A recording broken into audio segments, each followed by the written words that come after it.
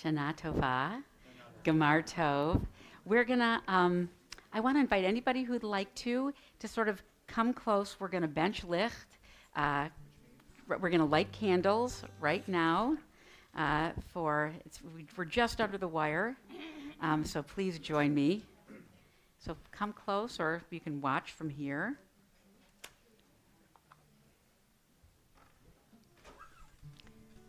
Very nice to have you join me.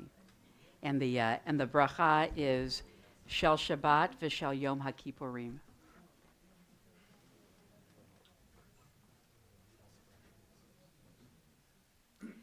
Baruch Ata Adonai Eloheinu Melech HaOlam Asher Kiddeshanu b'mitzvotav v'tzivanu lahadlik ner Shel Shabbat v'Shel Yom HaKippurim. Baruch Ata Adonai Eloheinu Melech HaOlam Shehechianu v'kiyamanu v'higianu lazman hazeh.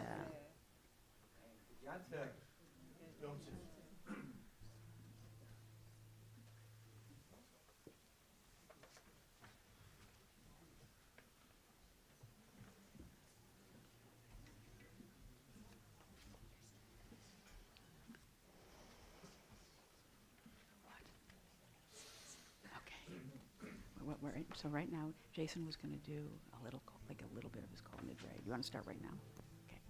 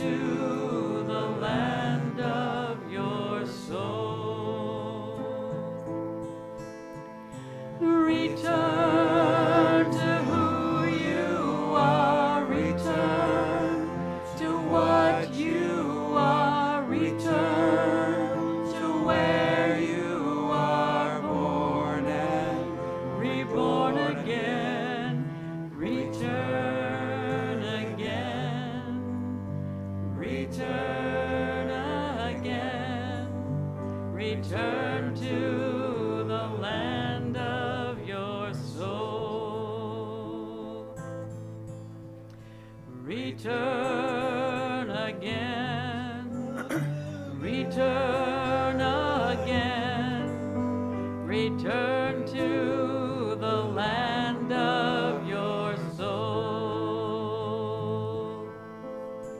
Return to who you are, return to what you are, return to where you are born.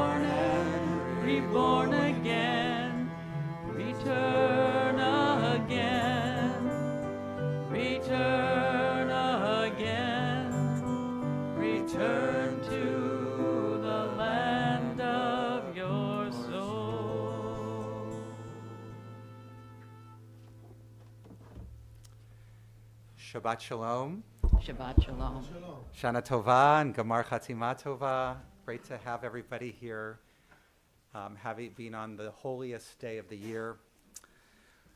Rabbi Nachman of Bratslav, a great Hasidic master, said that all the world is a narrow bridge.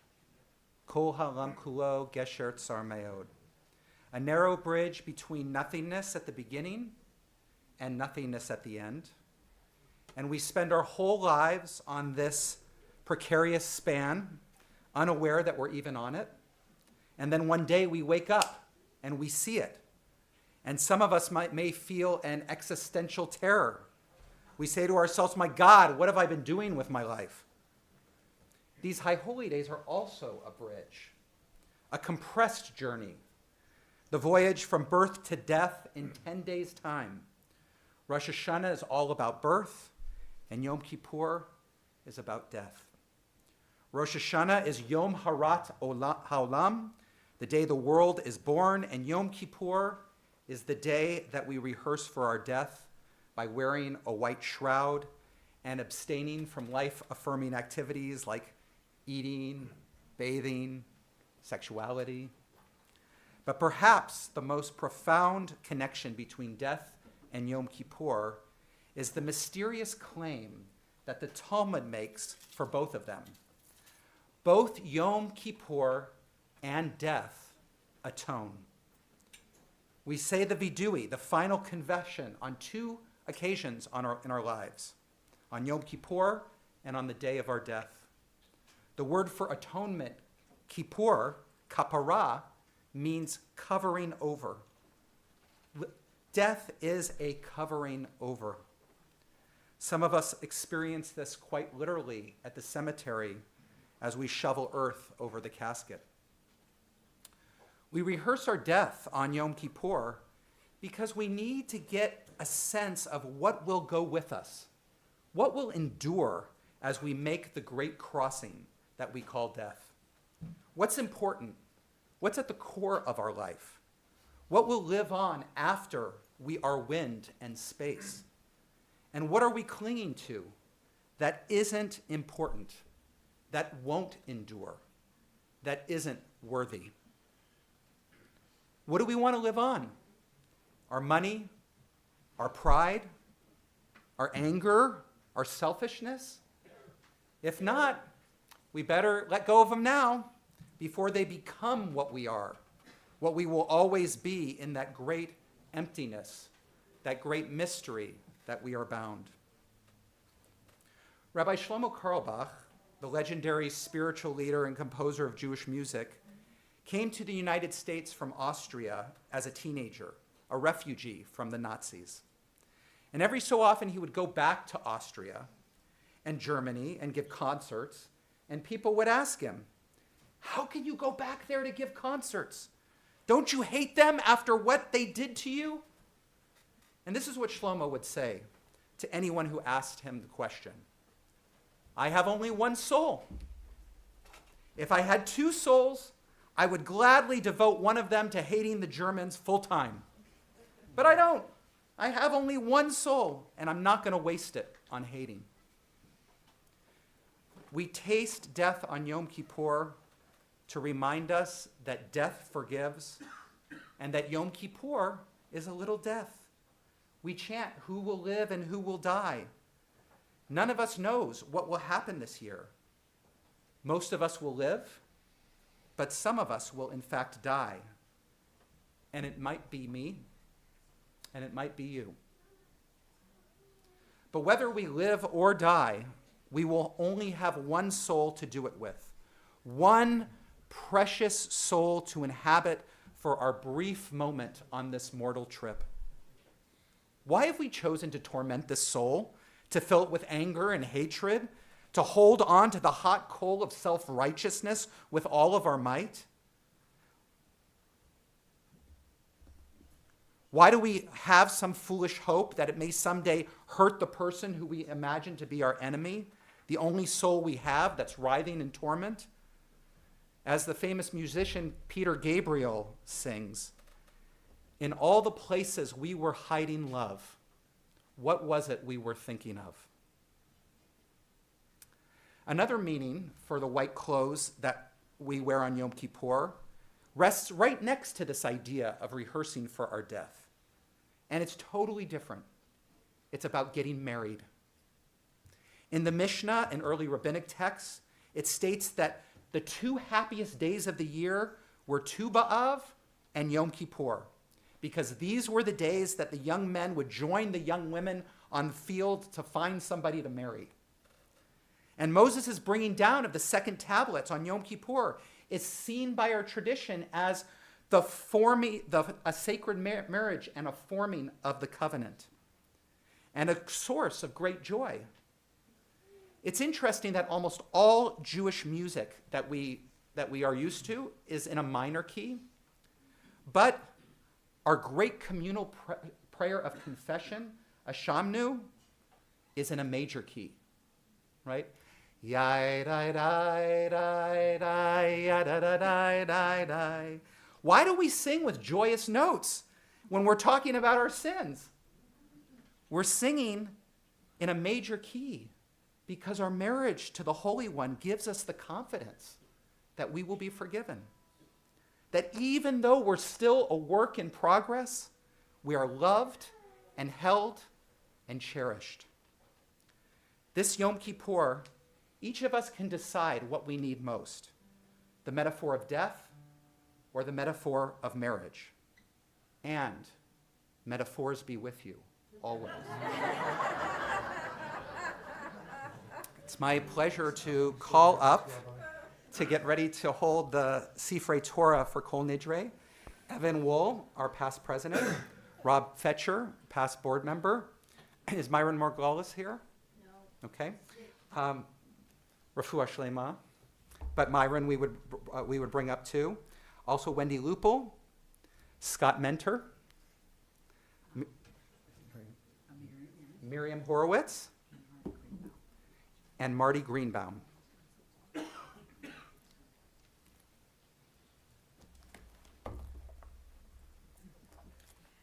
And while we're getting ready, we're not going to quite take the Torahs out of the ark yet, but please join us for Or Zaru Alat Tzaddik Uli Yishrei Lev Simcha.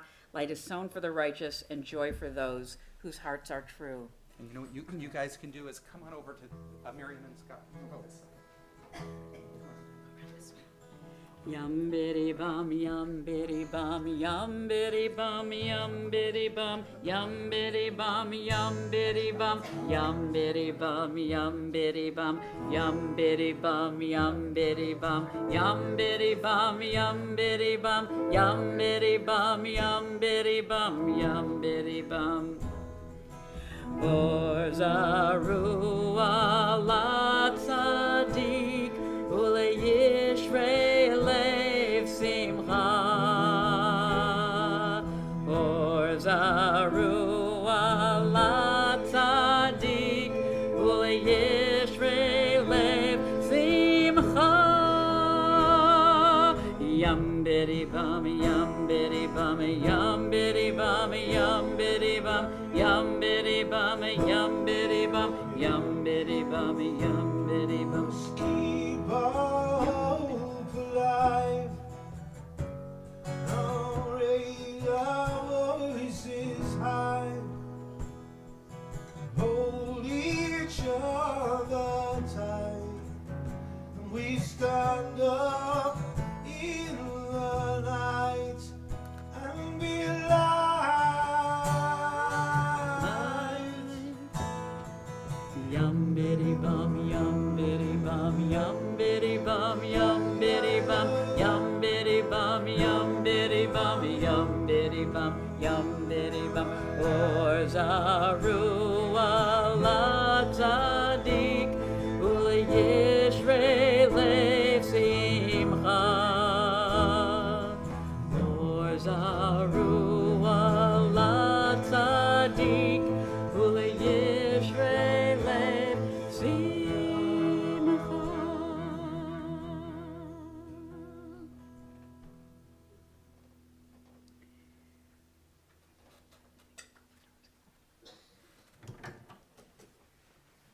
Please rise.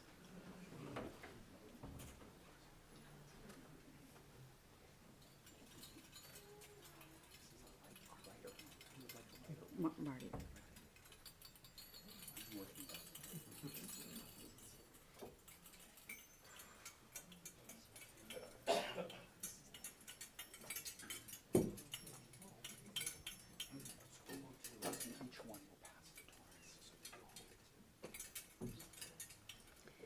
I'm on page 204 at the bottom. This is asking all of us to give each other permission to pray with even those among us who might have a little more work to do than others. Bishiva shel mala, uvishiva shel mata, al da'at hamakom v'al da'at hakahal, anu matirin lehitpalel im ha'avaryanim. Read with me in the English. By the authority of the court on high, and by the authority of this court below, with divine consent and with the consent of this congregation, we grant permission to pray with those who have transgressed.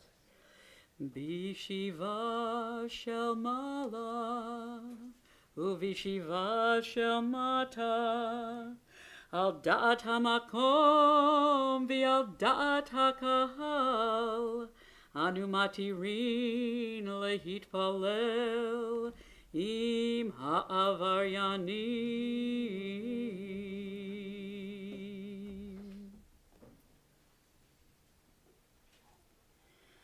Kol Nidre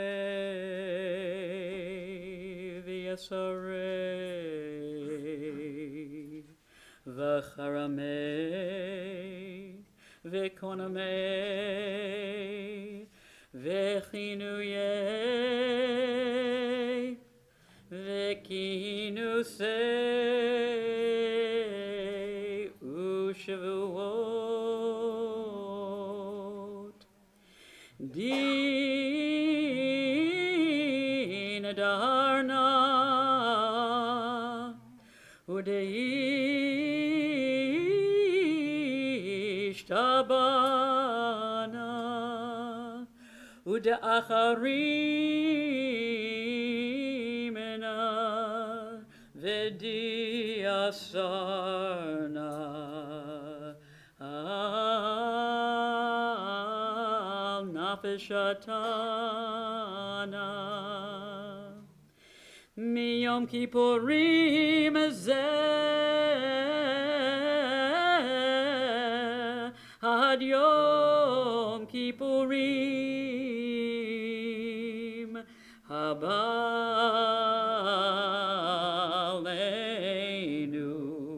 aleinu letova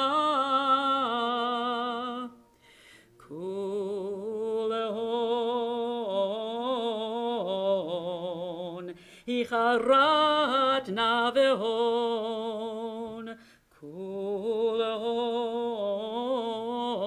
yehon sharan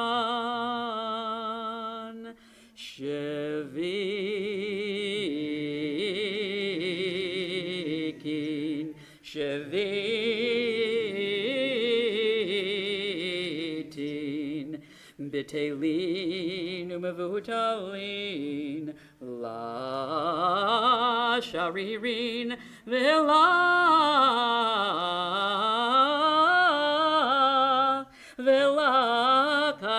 kayamin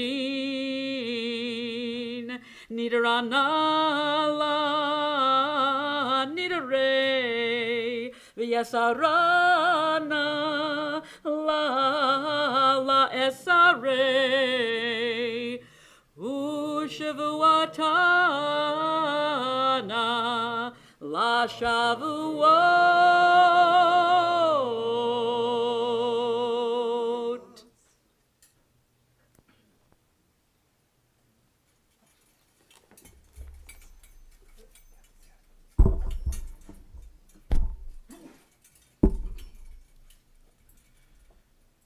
Kol Nidre Service Esarei Vecharamei Vechinuyei Vekinusei Ushevot Dindarna Udeish Tabana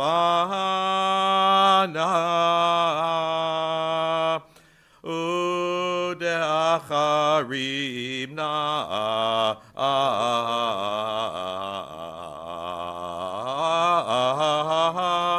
Vedasarna al nafshatana Miyom Kippurim zeh ad Yom Kippurim habaleinu litova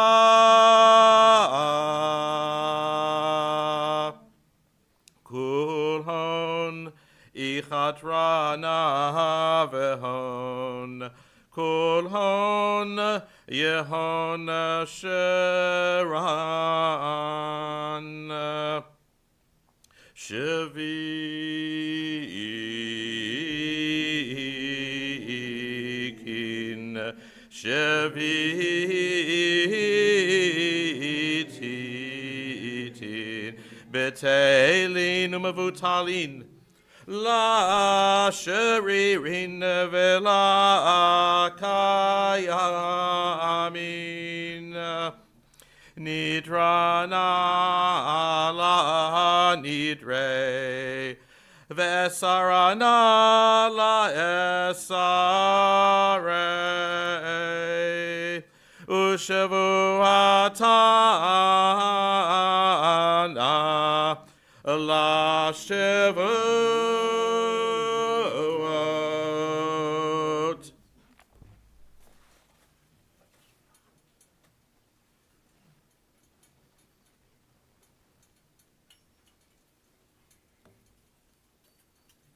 And now it's all of us. Please sing with me.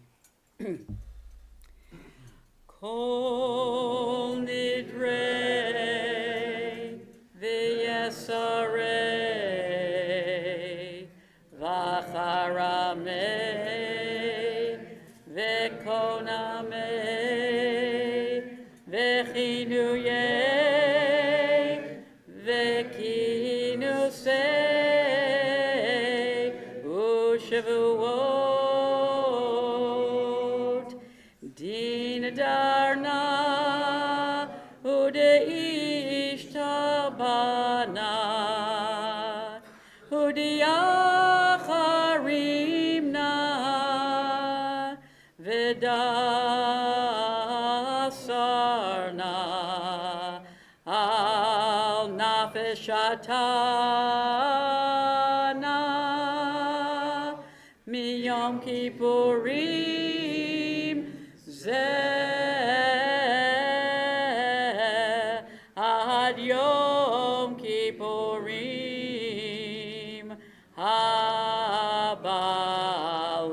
habaleinu letova. Beautiful. Kulehon icharat navehon kulhon yehon shiran shevikin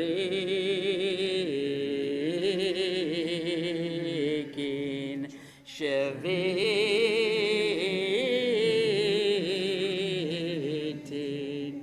betelin umevutalim la sharirin vela kayamin nidrana la nidre v'yesarana la esare ushevuata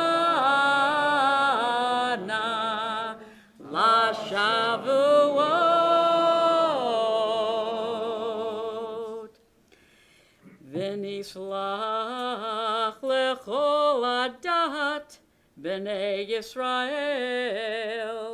Vilager Hagar Bitocham, Ki Lechoham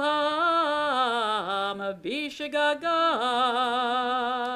Read with me in the English. The entire congregation of the people Israel shall be forgiven, as well as the stranger who dwells among them, for all have erred. V'nislach lechol adat b'nei Yisrael, v'lager hagar betocham, ki lechoham bishagaga. Silach na lavon ham hazeh, כגודל חסדך, וכאשר נסעת לעם הזה, ממצרים ועד הנה, ושם נאמר, ויאמר אדוני, סלחתי כדבריך, ויאמר אדוני, סלחתי כדבריך, ויאמר אדוני, סלחתי, סלחתי כדבריך.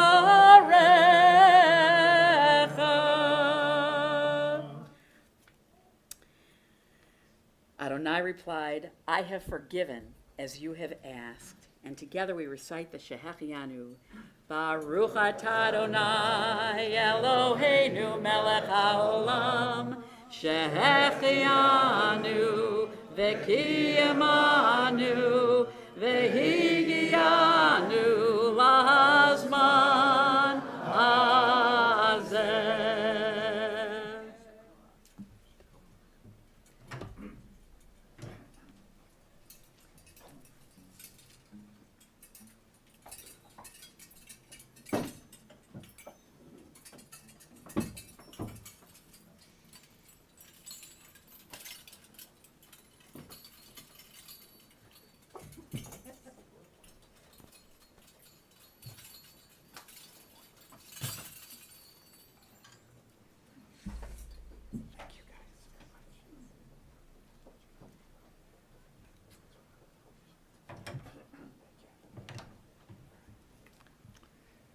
You may be seated.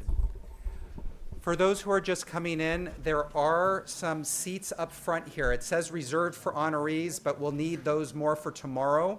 So if you're in the back there, Sheila Stopnitsky, others, there's 4 seats in the front here. Please feel free. And it's my pleasure now to call up the president of our congregation, Steve Blanc.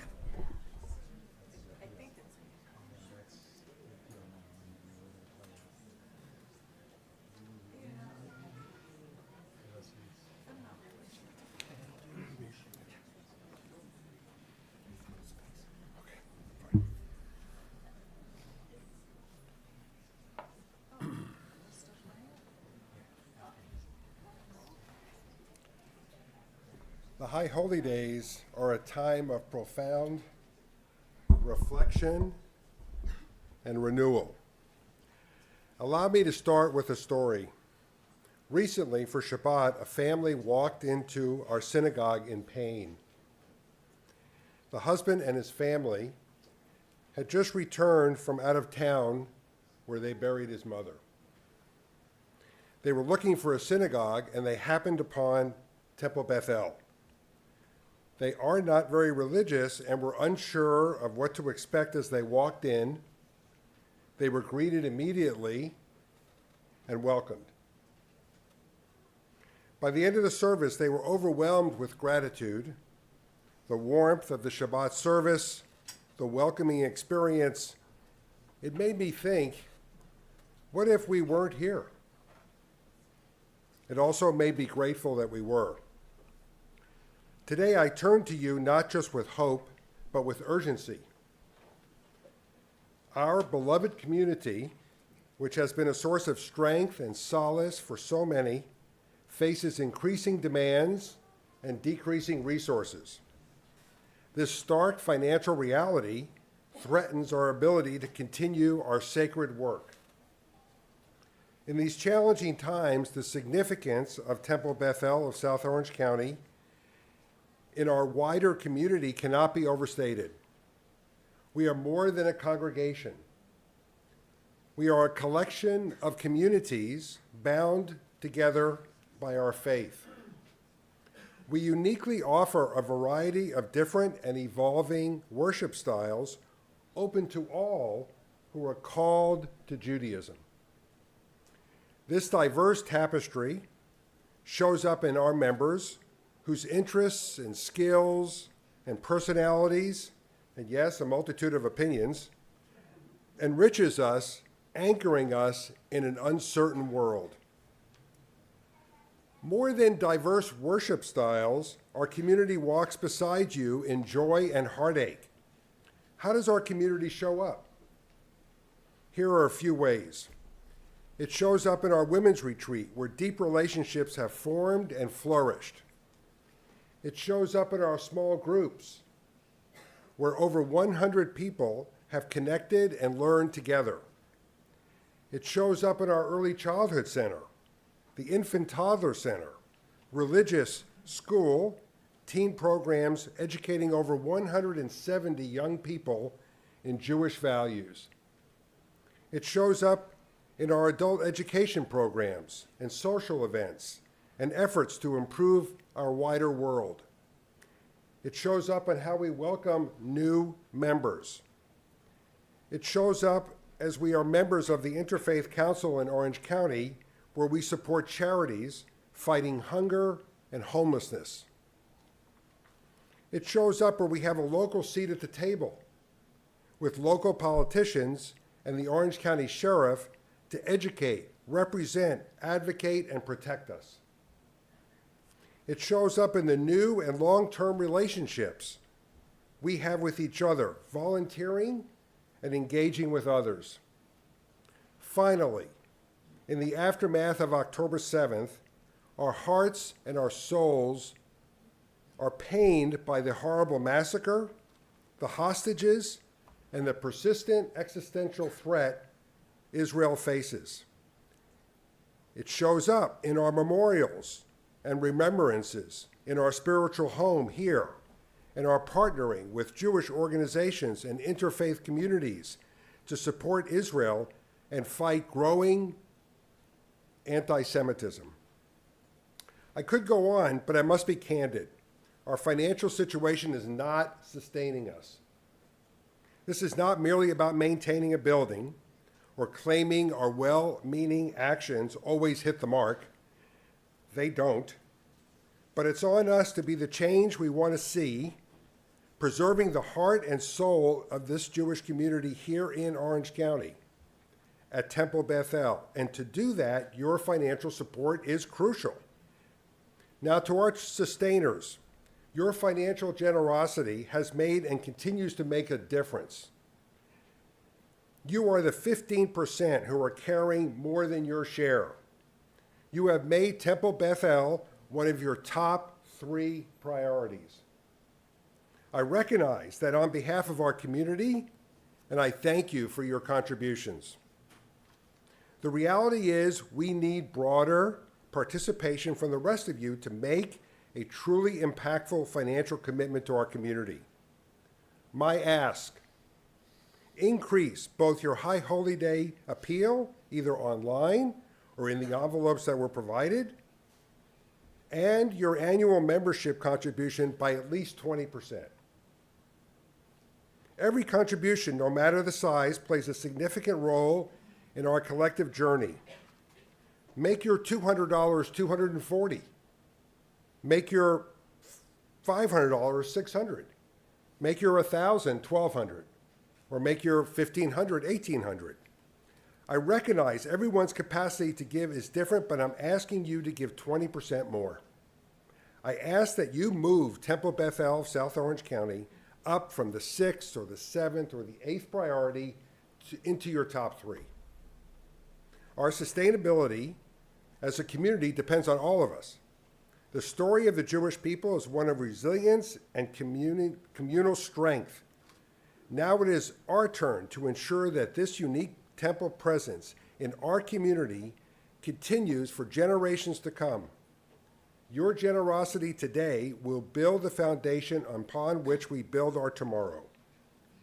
On behalf of course, myself and your board, we continue to be honored to serve you, and I hope I have compelled each of you to act on my ask so we can secure our future.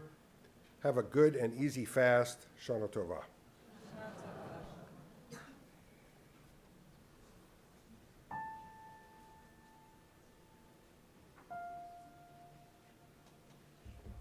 Thank you, Steve.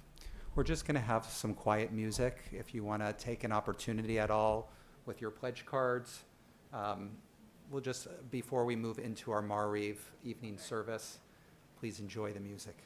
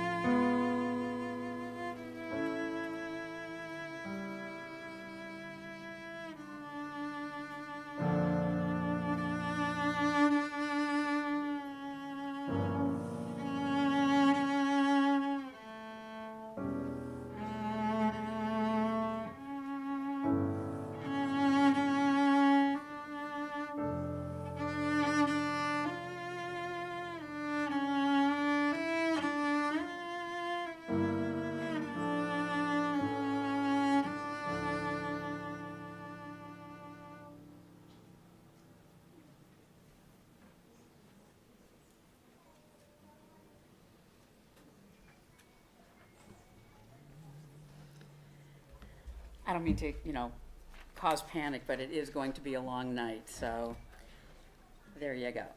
All right. Our service hey, it's Shabbos. Good Shabbos. And our service continues on page 206 with Psalms 92 and 93 which are always part of the Friday night davening.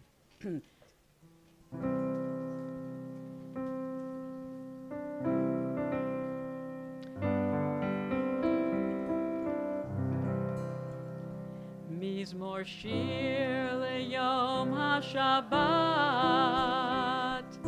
tov lehodot ladonai.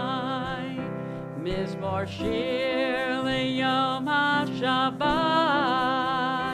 ulezamer leshimcha elyon, lehagid baboker chastecha, vemunatcha baleilot, ale asor va'ale navel, ale higayon bechinor. Mizmor shir, Mizmor shir liyom hashabbat,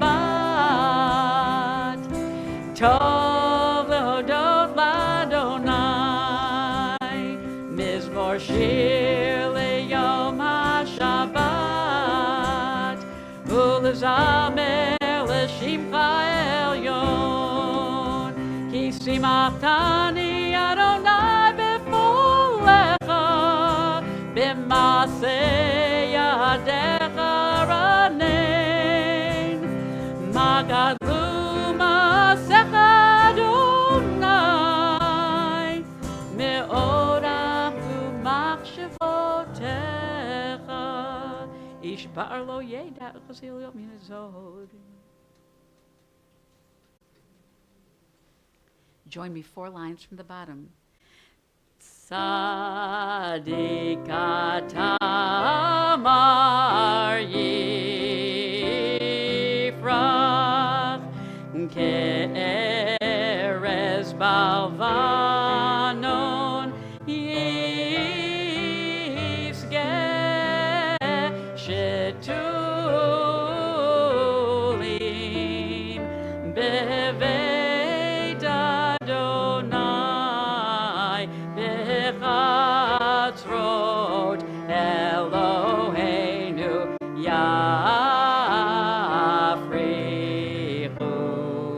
od yenuvun beseva, deshenim berananim yiyu lehagid,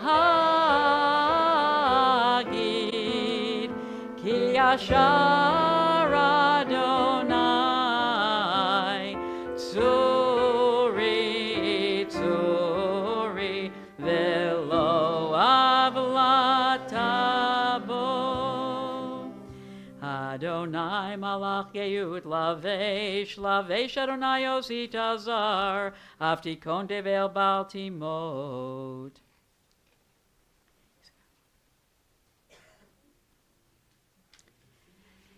Eidotecha nemnu meod, levet chanav kodesh Adonai leorech yamim. This is the house of the Lord. We give our best to you. This is the house of the Lord. We give our best to you. We turn to page 207. I invite you to rise as we get ready for the High Holiday Ma'ariv service. Yai, yai, yai. Yai dai dai dai dai dai dai, yai dai dai dai dai dai, yai dai yai dai dai dai dai, yai dai dai dai dai dai dai, yai dai dai dai dai dai dai dai, yai dai dai dai.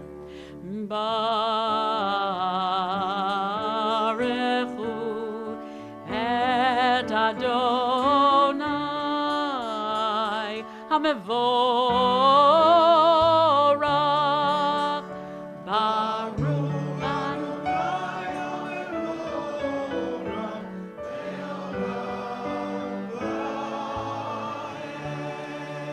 Baruch Baruch Adonai Hamevorach Leolam Vaed.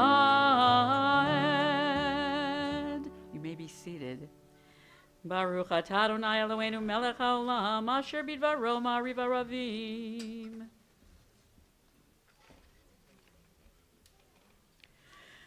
Umavir yom, umevi laila, umavdil ben yom uven laila, Adonai, tzivaot shemo, El chai v'kayam, tamid yimloch aleinu leolam vaed, Baruch atah Adonai, yai dai dai dai dai dai dai, yai dai dai dai dai dai, yai dai yai dai dai dai dai, yai dai dai dai dai dai dai, yai dai dai dai dai dai dai, Amariv Aravim.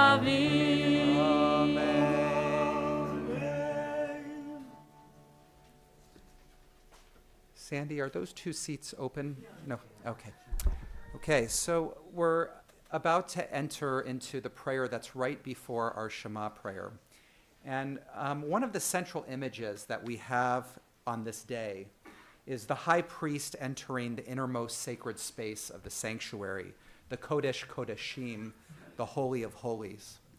And the priest would prepare for this moment for days that included meditation, ritual immersions, the changing of holy garments. It's difficult to say what actually took place inside the Holy of Holies, but we do know that the high priest had a rope tied around one of his ankles in case he died in that space and needed to be pulled out. So each one of us wants to enter holy and transformative inner space. And if we want that, if we want to change, we need to be willing to let go of our identification with ourselves as separate from the rest of creation. Much of our suffering, much of our judgment comes from ideas about who we are, of what Alan Watts called a skin-encapsulated ego. When I conceive of myself as separate from the rest of creation, I spend a lot of energy trying to protect my separate self from discomfort, from pain, and from suffering. When I conceive of myself as separate from the rest of creation, it's easy to keep people at a distance because they're not like me. I believe that the Shema is the central prayer in our liturgy because it invites us to hear, as in to understand, like I hear you, that we are not separate, that we are part of the Echad, the unity of God. In fact, when we say that God is one, we are saying that there is only God, and that each one of us is part of that divine reality. While this might suggest that the Shema is a statement of belief, some might suggest that, I encourage us to think about it as an invitation into experience, into awareness. Stepping into the Holy of Holies is the experience of letting go of all the mental constructs and false beliefs about the world that are the root of all misdeeds, and instead recognize that there's only divine presence. There is only God. Our breath, our bodies, the images and concepts that arise and fall in our minds are all part of the one. Now, on Yom Kippur, something very special happens around the Shema. And that is that usually when we say it, we say the line Shema out loud, and then we say the smaller line, Baruch Shem Kavod, quietly. Right? We say it quietly. There are different reasons for this. One is that it's not actually part of Torah, it's part of the prophets, so it has a little lesser quality in there. Some of them say that that is kind of the secret knowledge, the knowledge that most of the time we go around and we're not present to the hiddenness of the divine presence that's all around us. So on Yom Kippur only, we say the Baruch Shem Kavod line out loud, just as loud as we do the rest of the Shema. And it's an invitation to say, even though this whole everything is God thing, I may not live on my day-to-day basis, somewhere in my heart of hearts, I sense that there's something true about it. And so I'm going to say it out loud to open to that reality. So we're going to continue on page 208 with Ahavat Olam prayer. That's the blessing that really takes us right into the Shema. And so I encourage you, when we do get to the Shema, open to that Baruch Shem Kavod.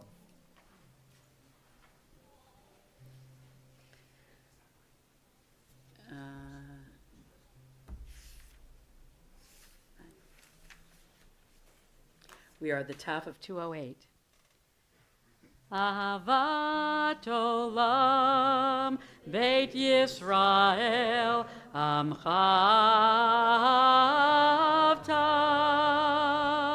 Torah u'mitzvot Chukim u'mishpatim Otanu limadeta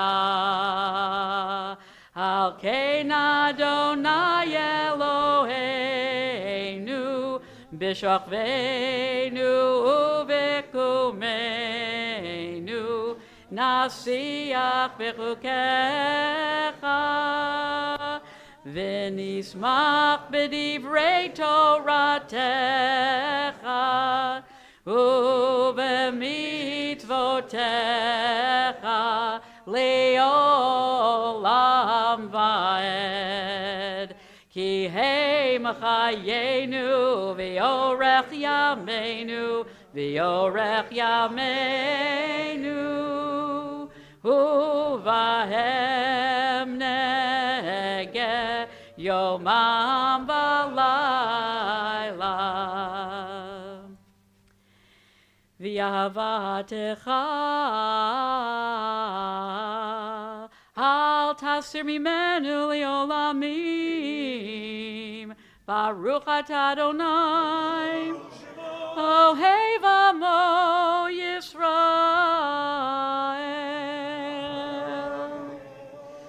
Big breath. Shema Yisrael Adonai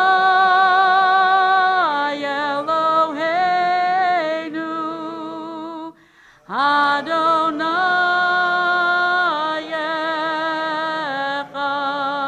Echad Baruch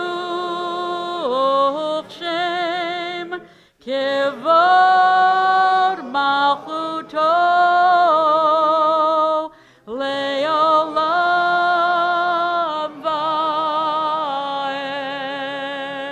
Vaed V'yahavta et Adonai Elohecha b'chol levavecha u'b'chol nafshecha u'b'chol meodecha v'hayu hadvarim ha'ele asher anochi mitzavecha hayom al levavecha v'shinanatam levanecha v'dibarta bam B'shivtecha b'beitecha, u'v'lechtecha v'derech, u'v'shochbecha u'v'kumecha, u'kishartam liot al yadecha, v'hayu letotafot b'neinecha, u'chtavtam al mezuzot beitecha, u'v'hisharecha.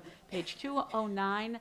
Some private davening. Feel free to enjoy some of the great commentary in the margins.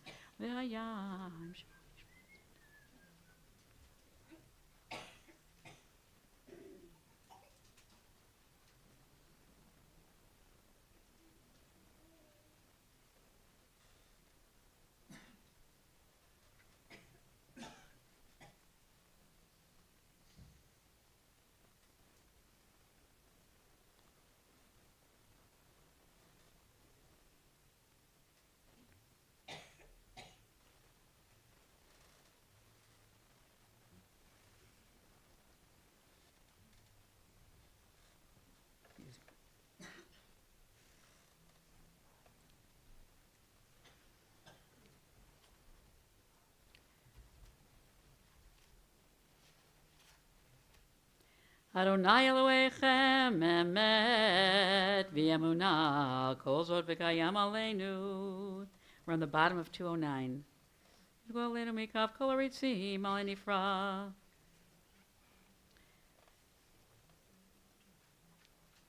Shenu. Losegedolot anin cheker niflot ad v'enus. Join me responsively on page 210. You'll read the italics, I'll read the bold. God performs wonders beyond understanding, marvels beyond all reckoning.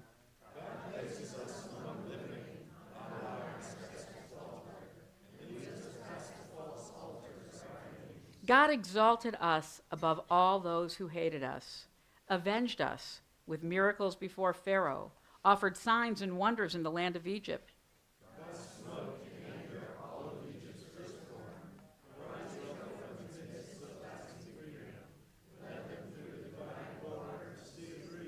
As their pursuing enemies drowned in the depths, God's children beheld the power of the divine.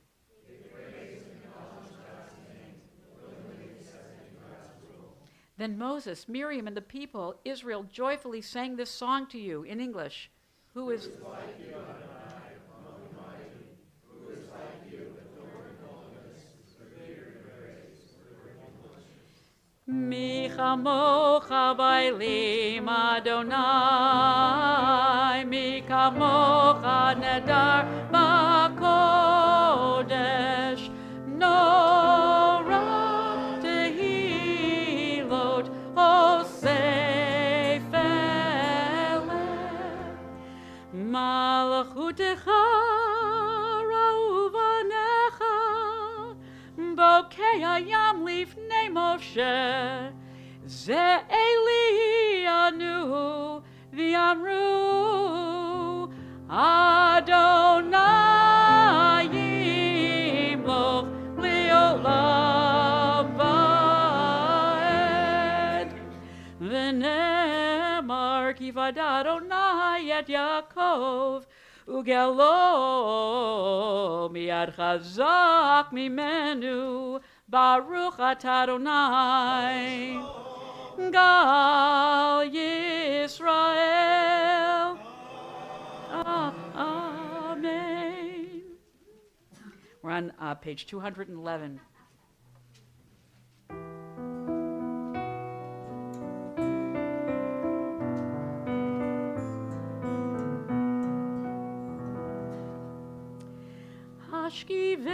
Hashkivenu Adonai Eloheinu leShalom v'hamidenu Malkeinu lechaim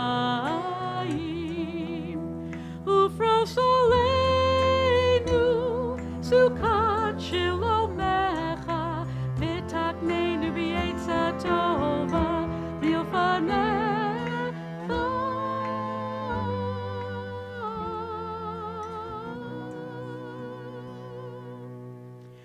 Hashkivenu Adonai Eloheinu leShalom v'hamidenu Malkeinu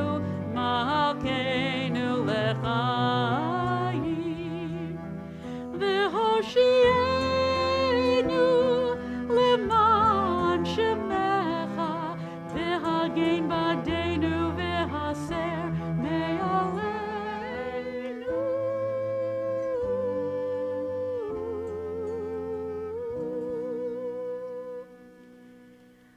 Allow us, Adonai our God, to sleep peacefully and to waken us again our life, our sovereign. Spread over us your canopy of peace. Restore us with your good counsel and save us for the sake of your name. Shield us, remove us from enemies and pestilence, sword, starvation, and sorrow, and remove the evil forces that surround us. Shelter us in the shadow of your wings, for you, God, watch over and deliver us. And you are the sovereign, merciful, and compassionate. Ensure our going and our coming for life and peace now and forever.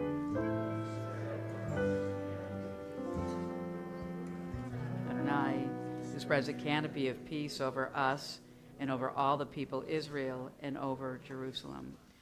Ufros aleinu sukkot shalomecha, baruch atah Adonai. Happorei sukkot shalom aleinu, v'yal kol amo Yisrael, v'yal Yerushalayim. I invite you to rise. Please stand on page 212. It's Shabbos. V'shameru b'nei Yisrael et HaShabbat la'asod et HaShabbat לדורותם בריד עולם. איי איי איי ביני ובין בני ישראל אותי לעולם. כי ששת ימים עשה אדוני את השמיים ואת הארץ, וביום השביעי שבת וינפש. כי ביום הזה יכפר עליכם, לטהר אתכם מכל חטאותיכם, לפני אדוני תתארו. Read with me in English on the opposite side of the page. For on this day atonement shall be made for you to purify you from all your transgressions. In the presence of Adonai you shall be pure. So every day, daily prayer service has 3 prayer services: morning, afternoon, and evening. Holidays, everyone except for Yom Kippur has 4. And then Yom Kippur is the only one that has 5. And each one, there is an Amidah prayer in each service. And almost 4 out of those 5 Amidahs, we are going to be making our own confession, our own thinking about the ways that we've missed the mark, the ways that we're not living our truest, our best selves. And in the first vidui, the confessional prayer of the Amidah, our liturgy invites us not only to feel regret for sins that we've done as a community, but also asks us to reflect on ways that we've missed the mark. And during different silent prayers during the holy day, we'll have opportunities to focus on different dimensions in our lives, right? So it's for tonight, when you do your silent prayer and you're in that spot where it's the vidui section, focus on the sins between yourself and God. And what I mean by that is that's really how you treat your body, your mind, your spirit. What are those things just for you? That's an opportunity for tonight to focus. Tomorrow we'll focus on intimate relationships in the Shacharit Amidah, and then our Jewish community in the Musaf Amidah, and the larger world in our Mincha Amidah. So if you'd like to try to have a little structure around how you want to kind of focus, what you want to focus on throughout the holiday, feel free. But for this time, for tonight, between yourself and God.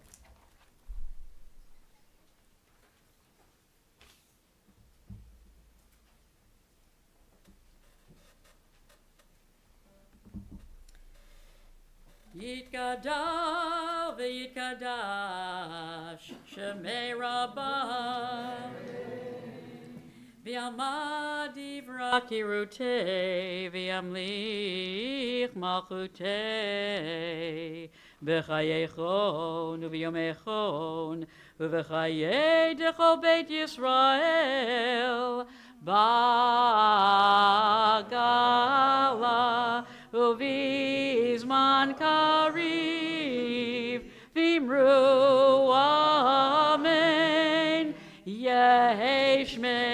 Abba, Mivarach le'alam, Ula'almei almaya,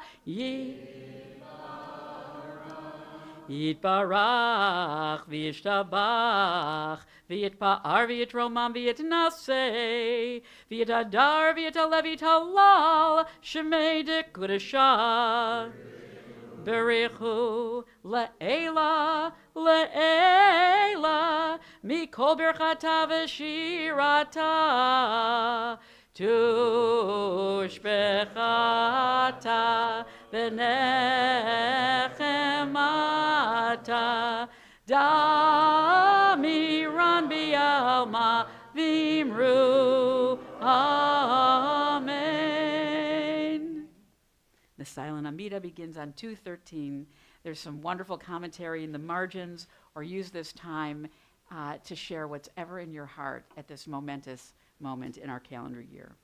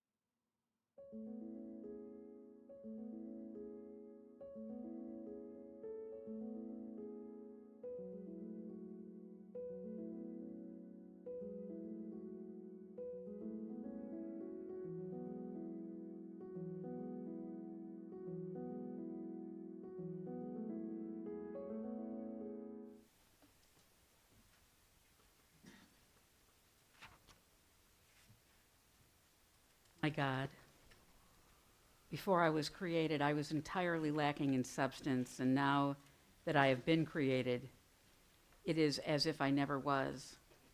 Dust and ashes am I in life, all the more so in death. I stand before you as a vessel full of embarrassment and shame. May it be your will, Adonai, my God and God of my ancestors, that I sin no more, and that in your great mercy you erase my sins, that I have sinned before you, but not through great pain and suffering.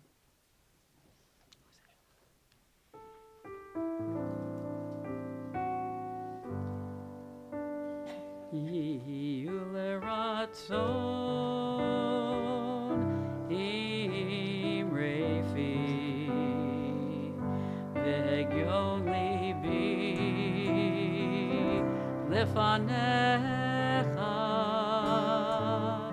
Adonai Tzuri Vegoali Adonai Tzuri Vegoali Ose Shalom Bimromav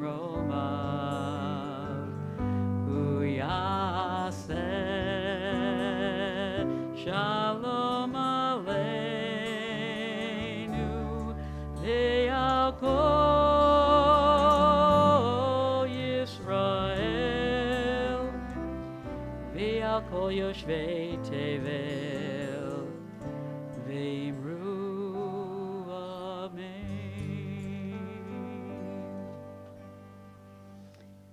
We can't forget that it's Shabbos, so I invite you to rise for the traditional prayers that we say every Friday night. Vayechulu hashamayim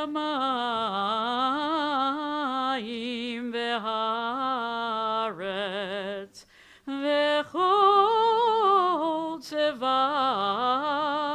Vayechal Elohim bayom hashvi'i melachto asher asa. Vayishbot bayom hashvi'i mikol melachto asher asa. Vayevarech Elohim et yom hashvi'i Vayekadesh oto kivo shavat mikol melachto asher bara Elohim lasot.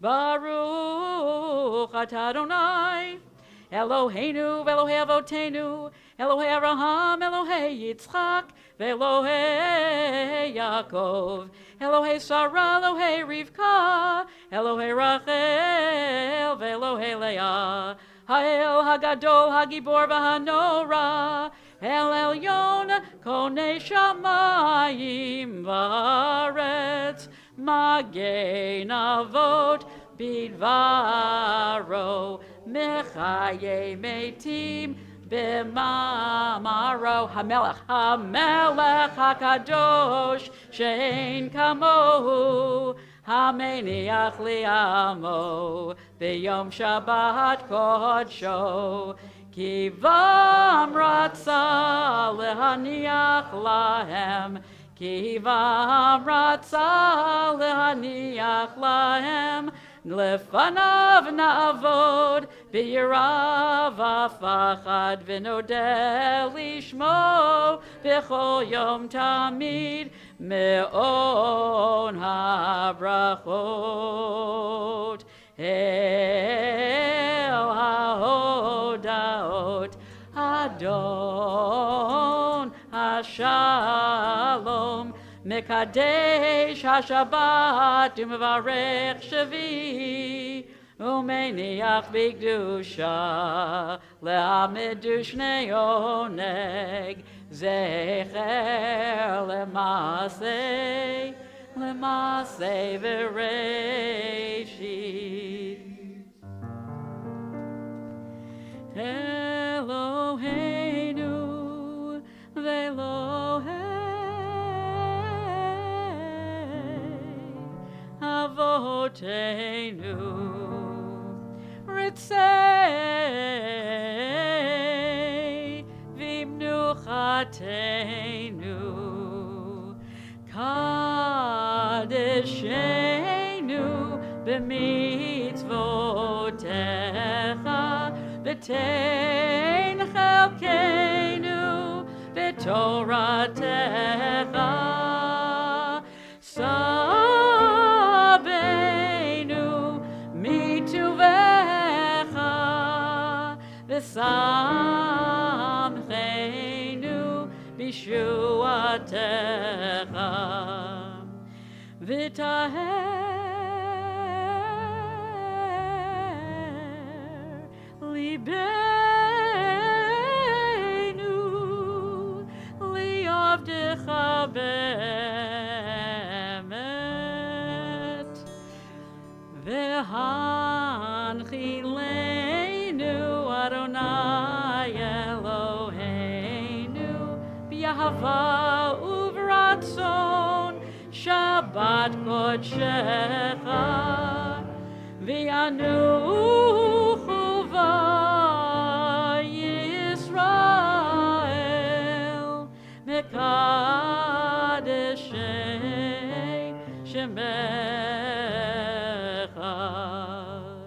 Baruch atah Adonai Mekadesh HaShabbat. You may be seated.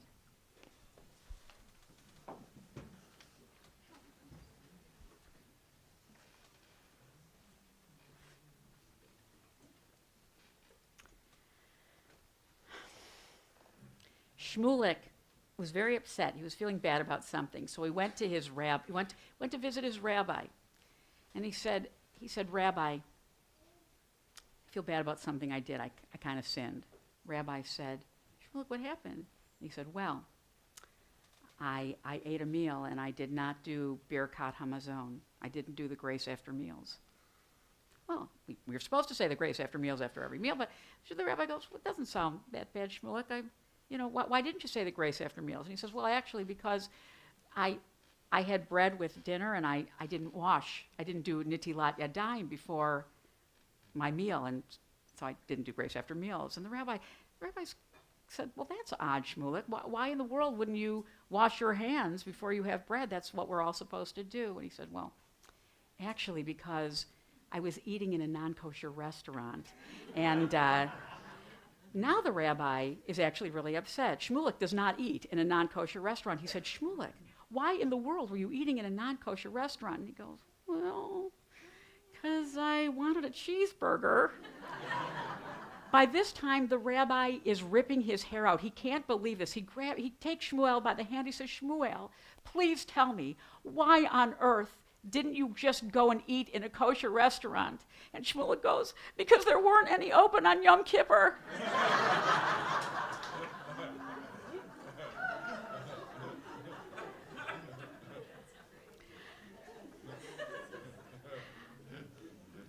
I heard that joke a few weeks ago from a colleague, and I thought it was so funny I needed to figure out a way that I could tell it tonight. But on a serious note, what I want to share this evening has to do with the importance of ritual in keeping us sane and hopeful, even in the most unsettled times. And I think that most of you might agree that we are traversing a very difficult period in history that will likely become harder for the foreseeable future.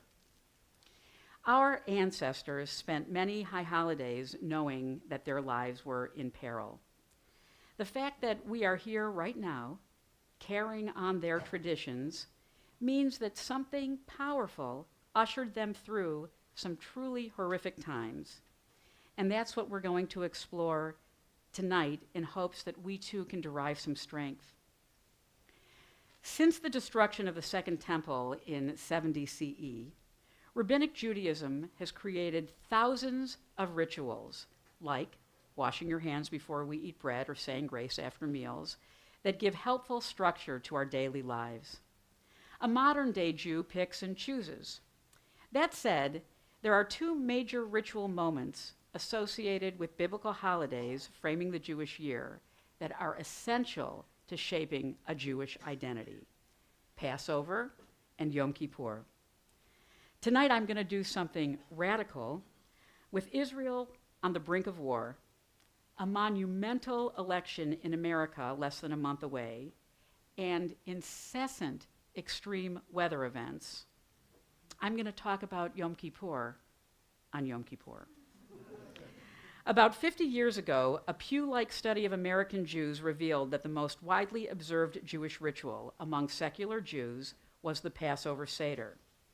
It is true that not all Seders involve a deep exploration of the text of the Haggadah or singing until the wee hours of the morning, but the fact that families gather for this annual banquet and encourage their children to ask questions about matzah, dipping, and bitter herbs, that the afikomen is hidden for children to find, that we invite the prophet Elijah into our homes, that parents and grandparents prepare foods especially associated with this holiday, are very powerful memory makers.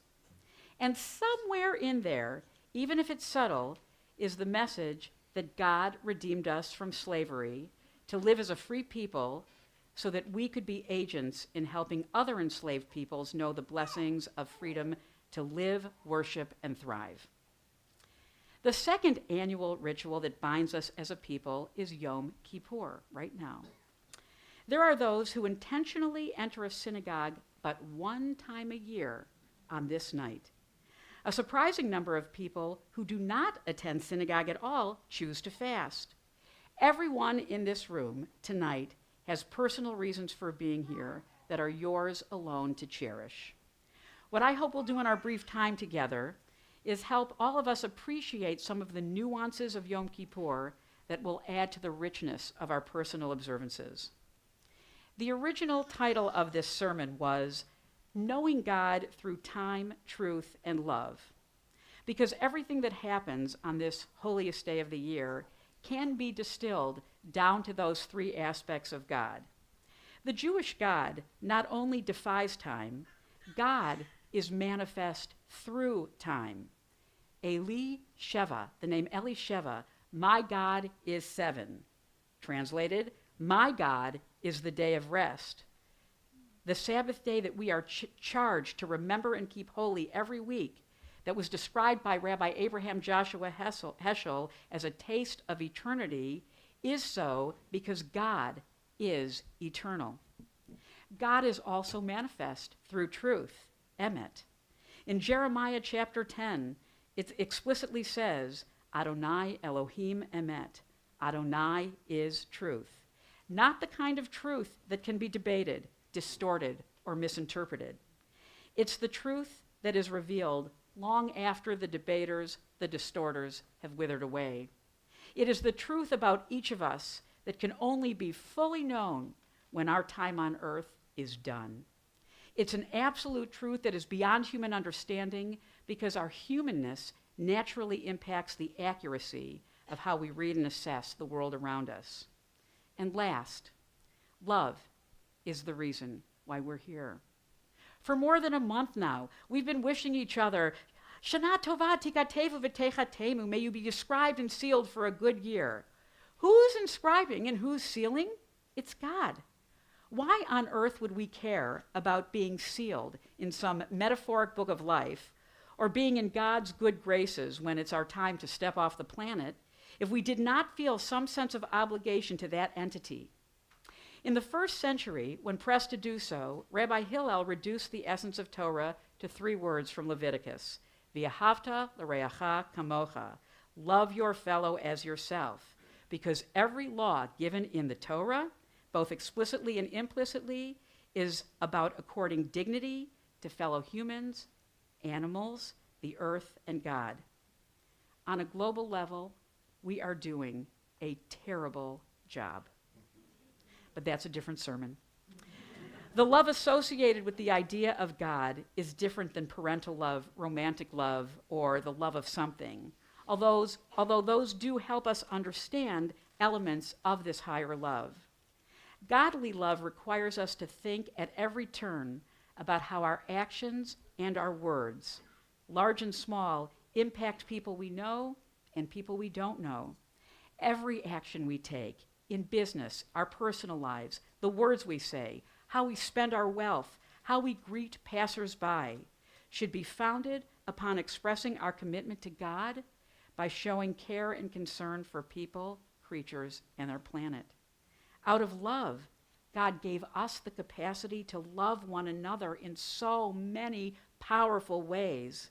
Engaging in atonement rituals every year is how we say, we're in, and thank you. The drama of Passover is driven by the externals. The set, our homes, and the props are the foods, the Seder table, and the Haggadah.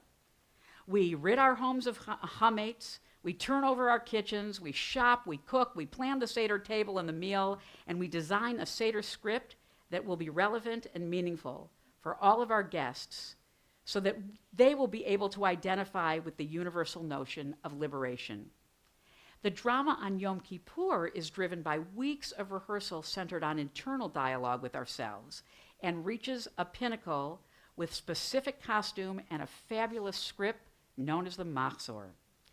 There's no matzo ball soup in this play, but that's okay because we are too excited to eat. The theater we create on Yom Kippur places us as close as we can possibly get to God in human form, a realm where food and drink aren't even necessary. It gets better. This year's production of Yom Kippur, the great and awesome day of gathering, that each of us is starring in right now, is actually meant to pick up from where last year's show left off, and in fact, goes all the way back to your first Yom Kippur. I want to invite everybody here in this room to take a minute and think about the first memory you have of being in synagogue on Yom Kippur. Really, go back and think about that if you can. Think about the first time that you were aware that Yom Kippur is a day like no other. What did your childhood synagogue look like? Who were you sitting next to? Was the little person who's you playing with their father's seat out of boredom? Were they wondering when on earth the endless litany of prayers might come to an end, or why so many people are asking for money? Were you wondering why the cantor was wearing a white mitre, or what you thought was a funny hat, instead of a black one? That little kid is with you right now, alongside your teenage self, the you that refused to go to shul in your 20s because you just didn't care, and the you that discovered Judaism as an adult, and every year until today. There are many things that we do on Yom Kippur that emphasize the suspension of time and the idea that for these 25 hours, past, present, and future are one. 364 days a year, external talitot are worn only during morning prayers. On Yom Kippur, we don our talit before Kol Nidre, when it's still the 9th of Tishrei, and we don't take them off until the end of Ne'ilah, when the 11th of Tishrei has already begun, to indicate that the 10th of Tishrei, the Day of Atonement, there is no distinction between day and night. Like God, the capacity to atone is infinite. The white costume many of us are wearing is rich in symbolism.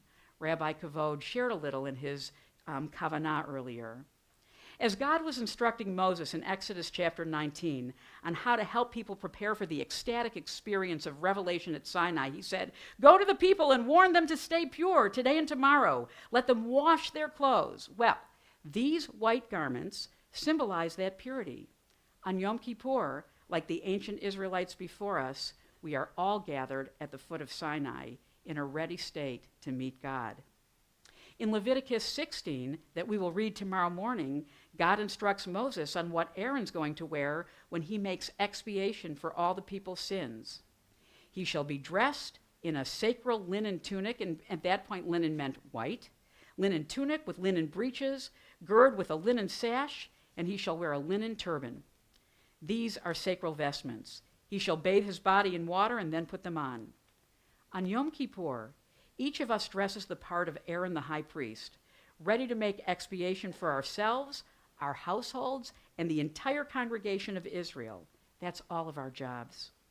Why do we care about helping other people atone?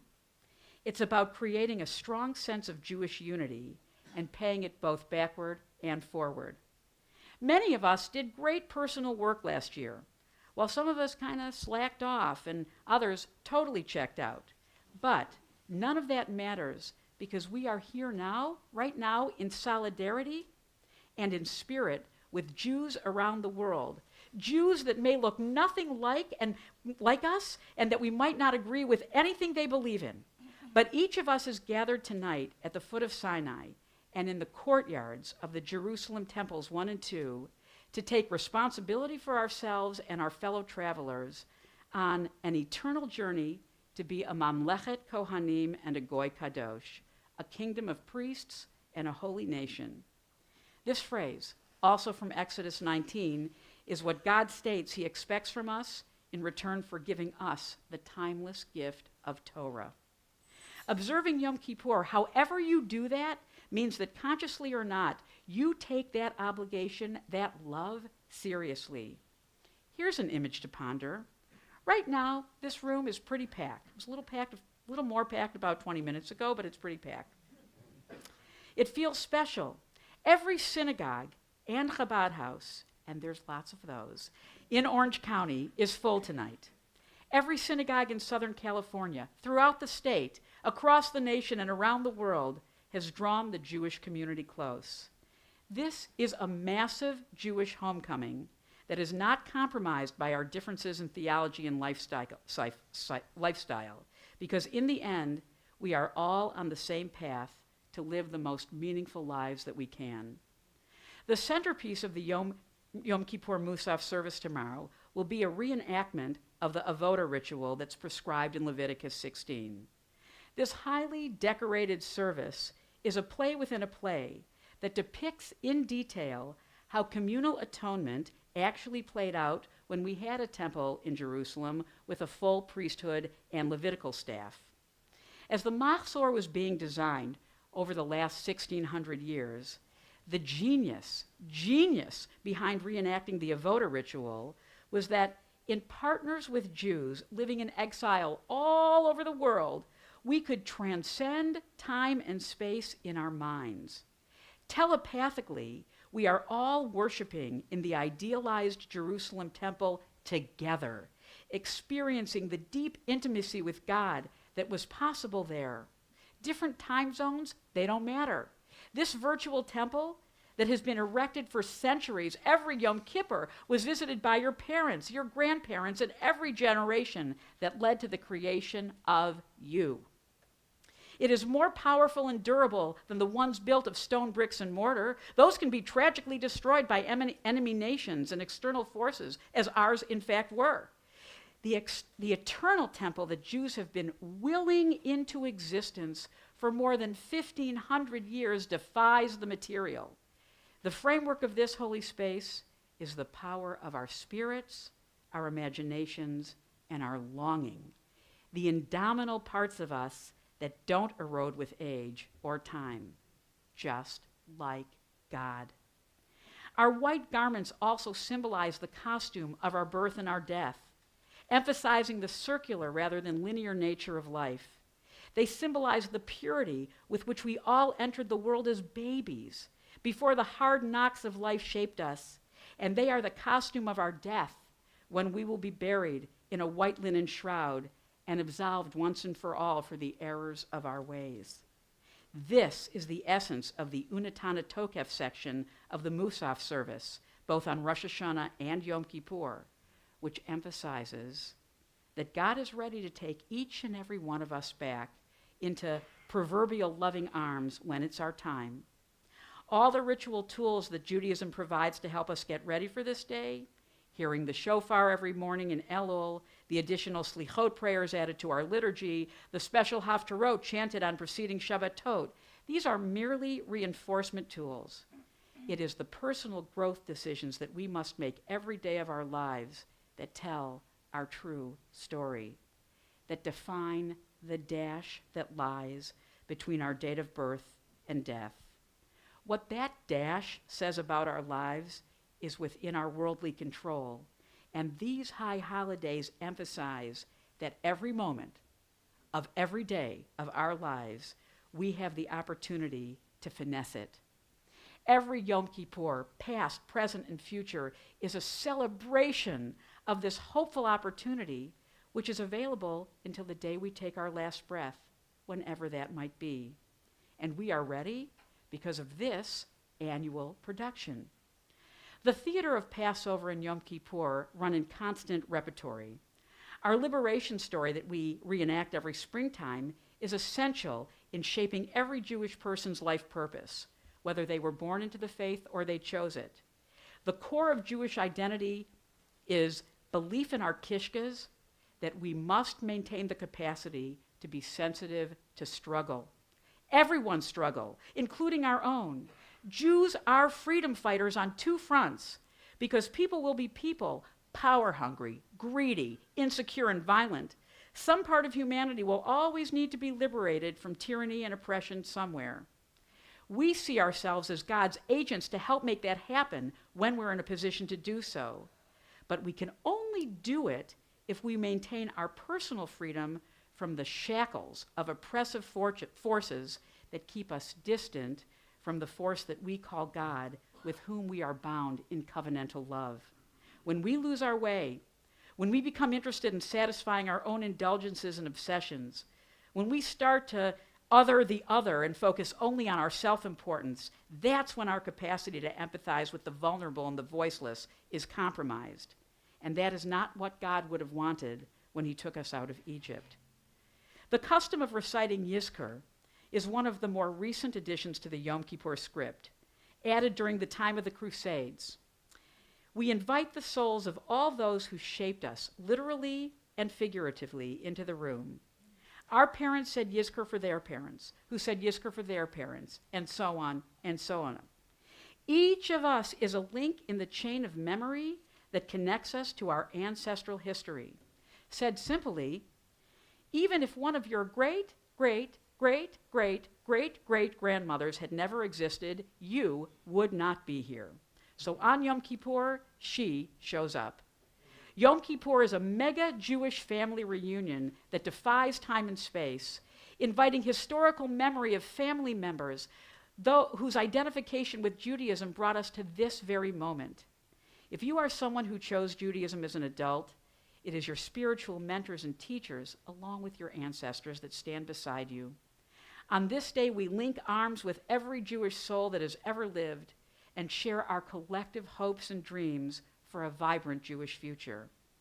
We, the Jewish people, in our white garments, with all of our sacred rituals and totally vulnerable selves, join hands on Yom Kippur to renew our covenant with God as a testimony of devotion and obligation to something much greater than ourselves.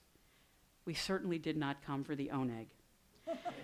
We came here tonight, all of us together as one people, to stand before the judge of truth, who knows our every flaw, who remembers us from past years and is eager to sign up for another year of partnership. And even if you're one of those people in the room scratching your head thinking, that's not why I came. How can I feel obligated to a God I'm not even sure I believe in? I just came because it's what I do once a year. To you I say, keep showing up on Yom Kippur. Keep bringing your children.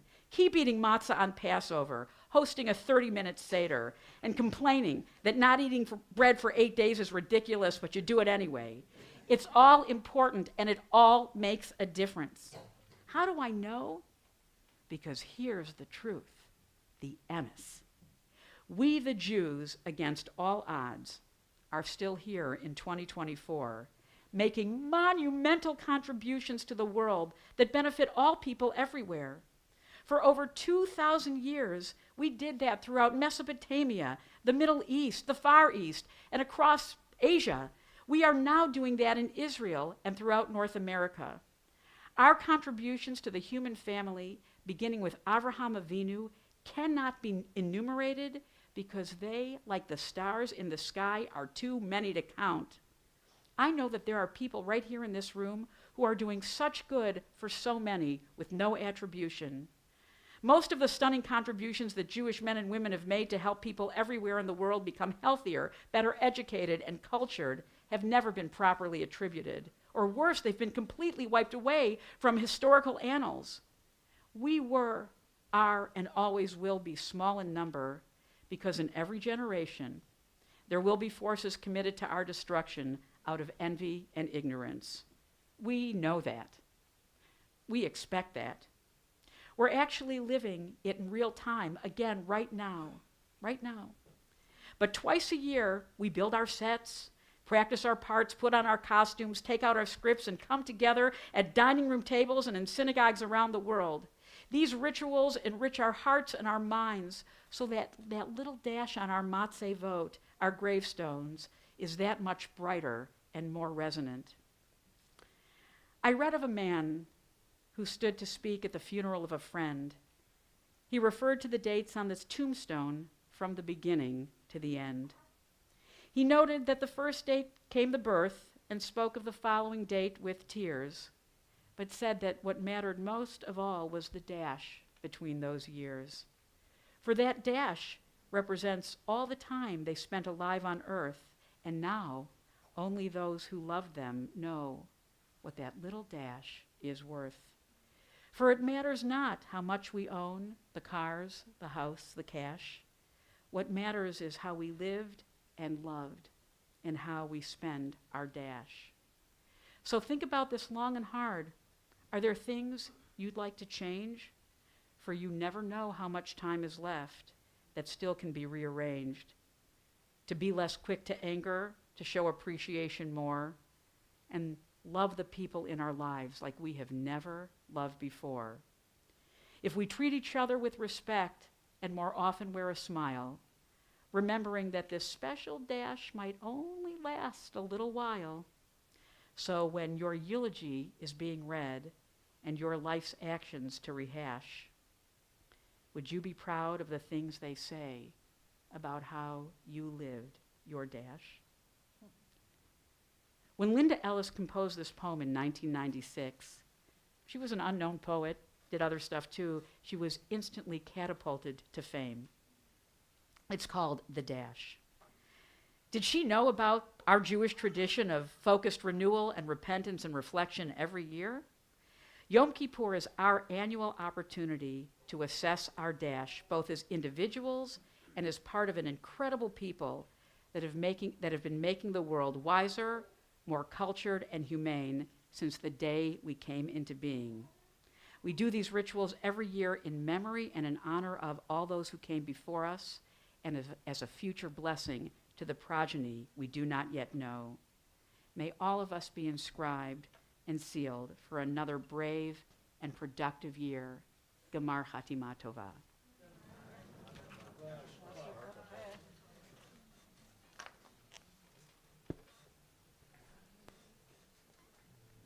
Now is where the fun starts. Oh. We are on page 223. And there is an ark opening. Okay. And Yaira, why don't you come open the ark?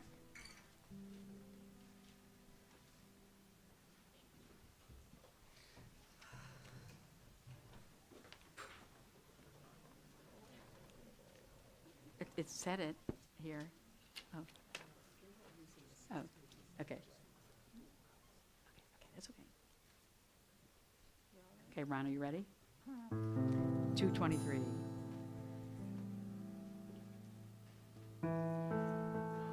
Ya'aleh, Ya'aleh, Ya'aleh,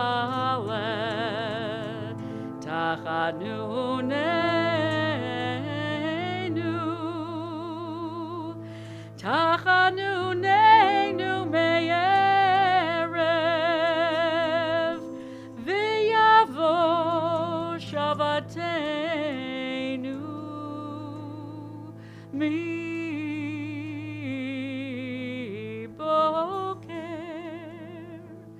v'yeira erinunenu ad arev.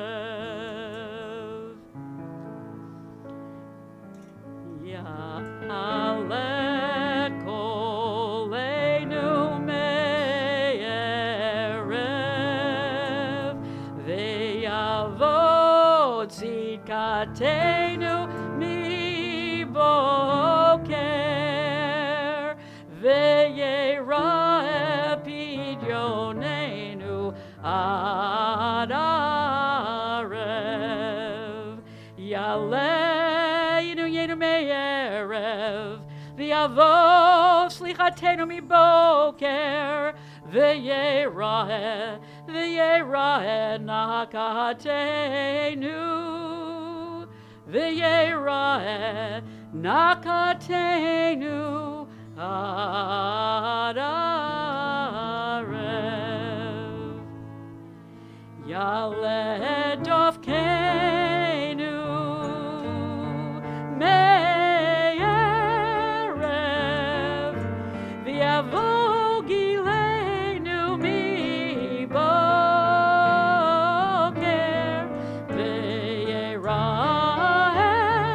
bakashatenu ad arev.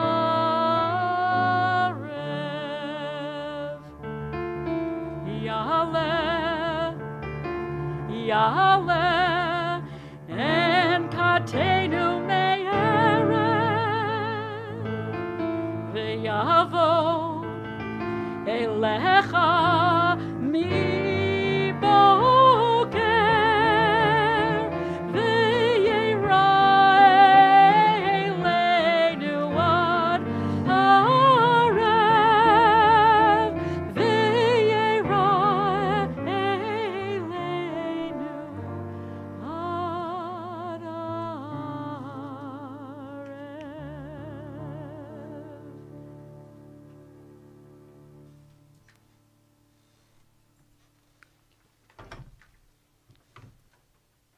You may be seated.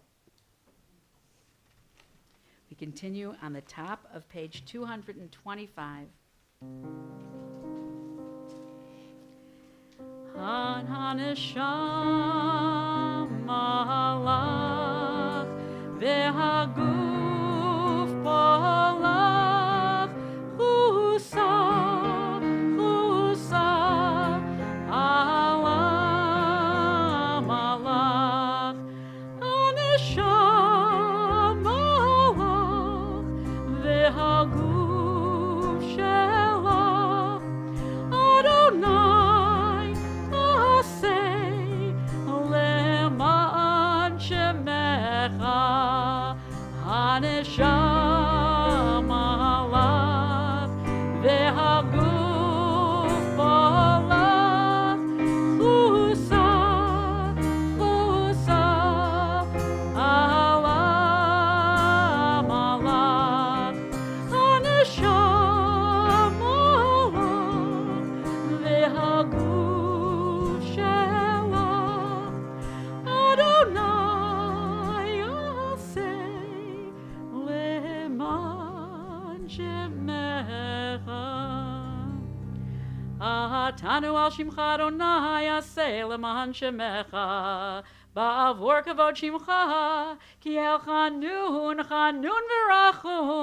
v'rachum shemecha leman shimcha Adonai v'salachta lavonenu ki ravu Darkecha Eloheinu laha'arich apecha la'ra'im v'latovim v'hi tehilatecha. We read on the opposite side of the page. We come before you, relying on who you are. According to your glorious nature, help us. You are known as gracious, compassionate God.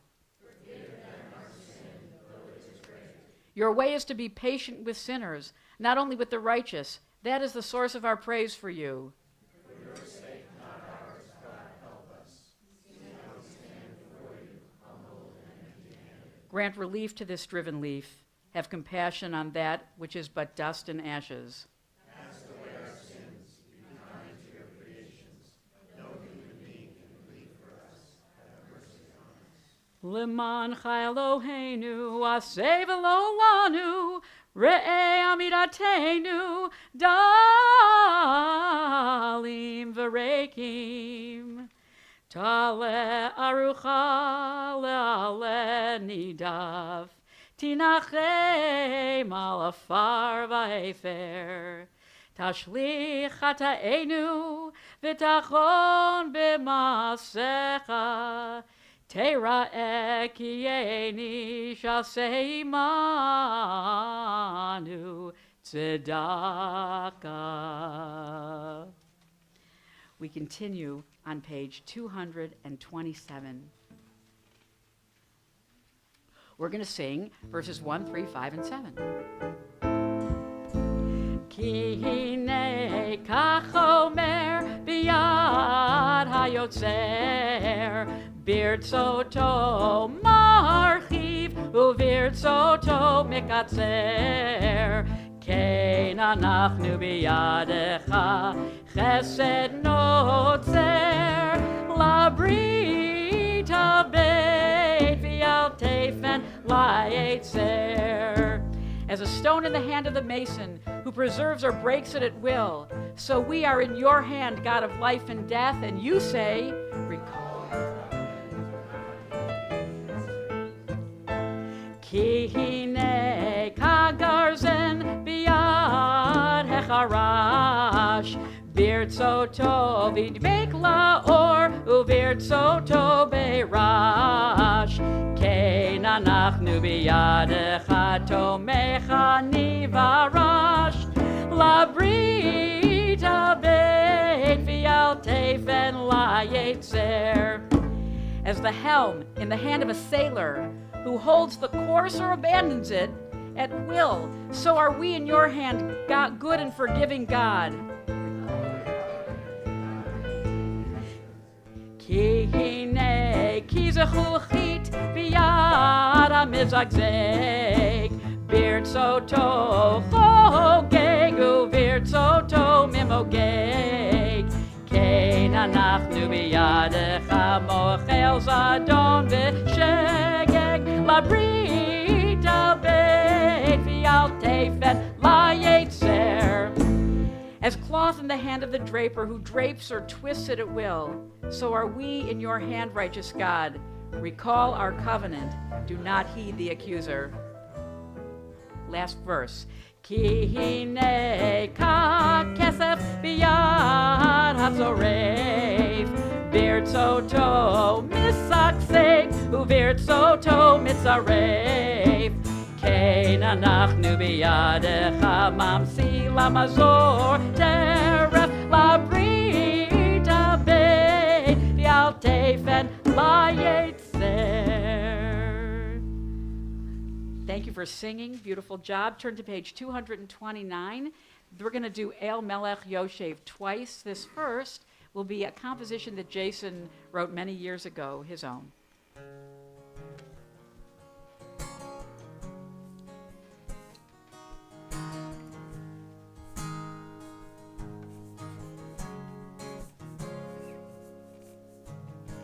המלך יושב על כיסא רחמים,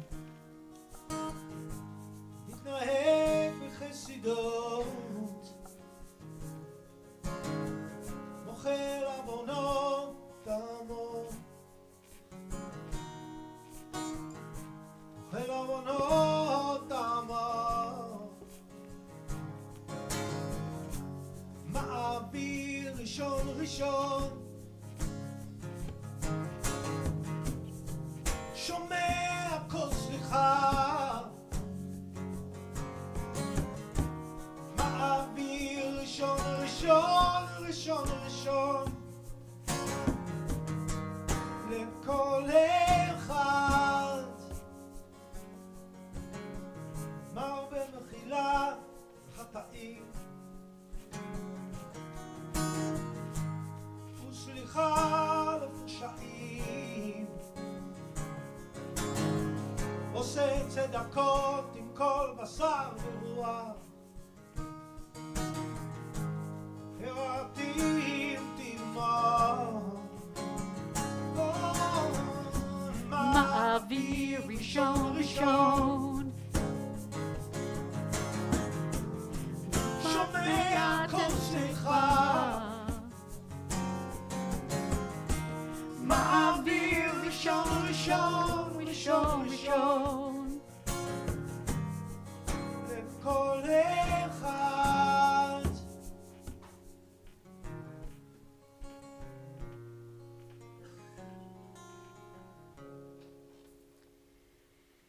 We read together in English, second paragraph on 229. God, you taught us how to recite the 13 attributes of your name.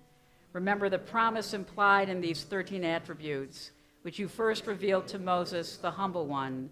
As it is written, God descended in a cloud and stood behind him, and he called the name of Adonai.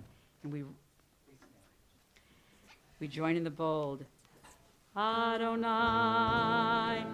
Adonai, El Rachum Bechanun, Erech Apayim, V'Rav Chesed Ve'emet, Notzer Chesed Lalafim, Nosei Avon Ba'Fesha, V'Chata V'Nakeh, V'Salachta La'avonenu, U'Lechatatenu, U'Nechaltanu.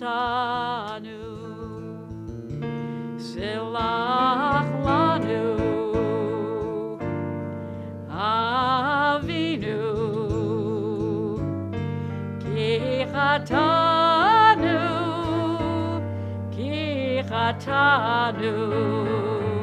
Silach Lanu, Avinu, Ki Chatanu,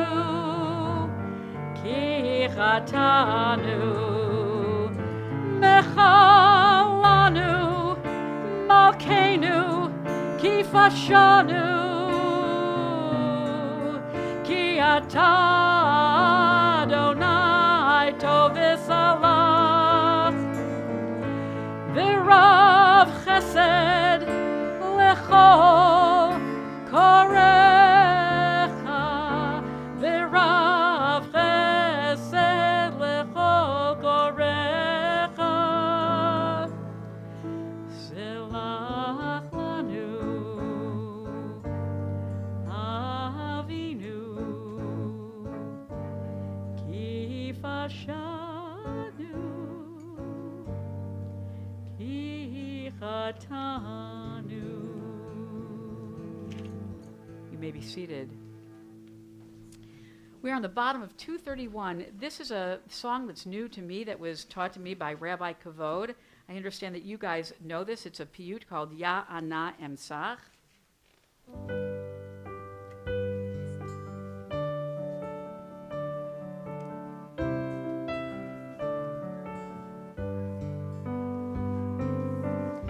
Ya Ana Emsacha Nekomcha Naleven Elam Vanalo Emsacha Yevodecha Malei Olam. Let's do that together.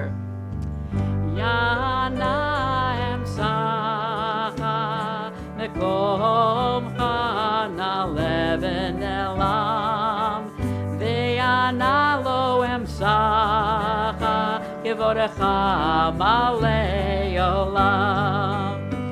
Darashti kirvatcha v'chol libi kiraticha uvetseiti likratecha likrati mitzaticha.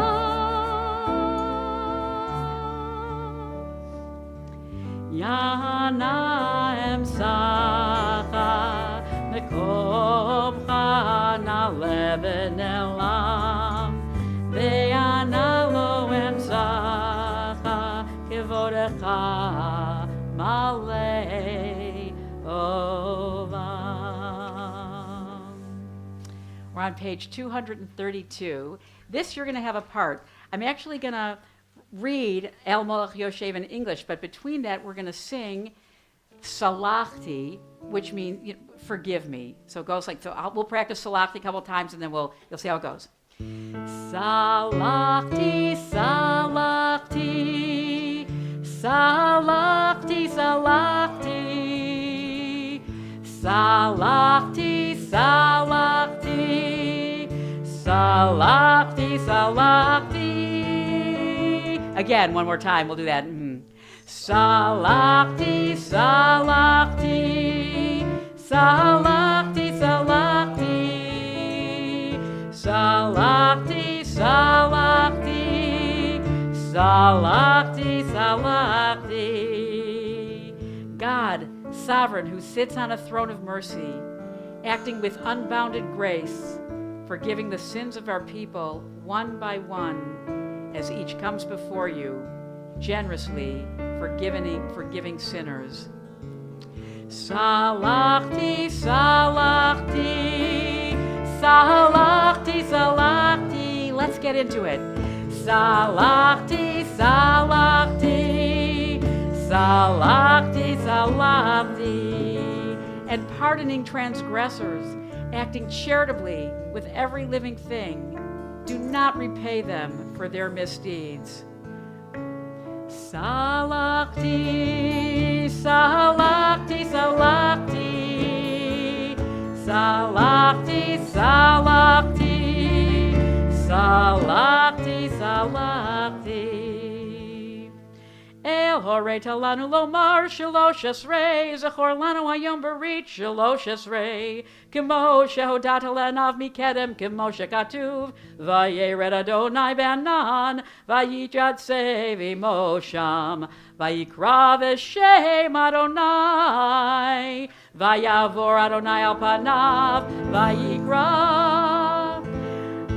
Adonai, Adonai, El Rachum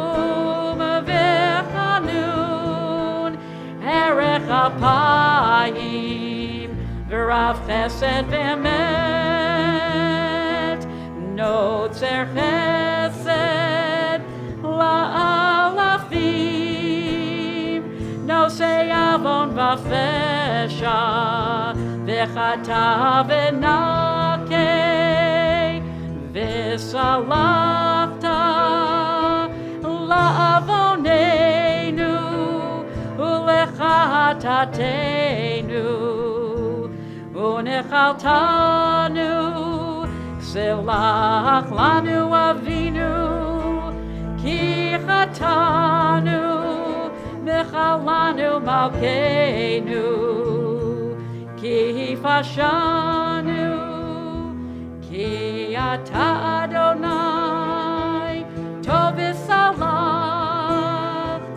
v'rav chesed lechokorecha. You may be seated. Yeah. Okay, it's an ark opening. Oh, this is the Chaisons. Philippe and Isabel, come up because you have an ark opening right now. This is your big moment.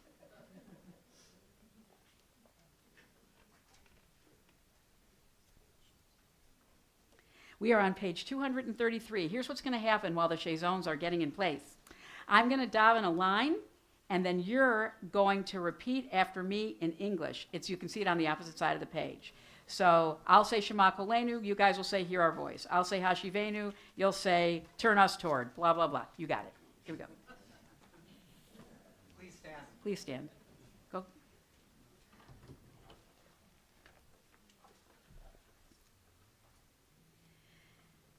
Shema Kolenu Adonai Eloheinu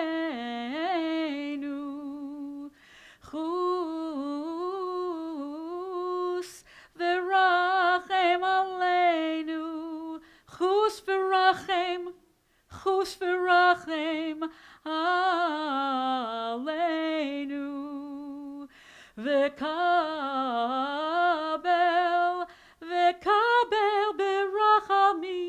berachamim uvratzon V'kabel berachamim uvratzon Et tefilatenu. Hear our voice, Adonai our God. Be kind and have compassion for us. Willingly and lovingly accept our prayer. Hashivenu Adonai elecha v'nashuva Chadesh yameinu kekedem. Turn us toward you, Adonai. We will return to you. Make our days seem fresh as they once were.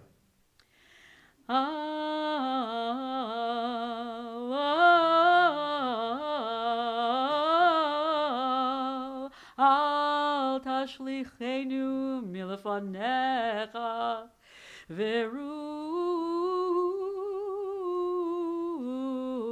kodshecha al tikach mimenu. Do not cast us away from you. Take not your holy presence from us. Al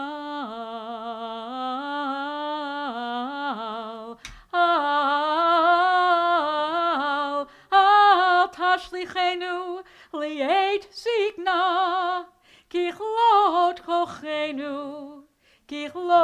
kochenu al ta'azvenu.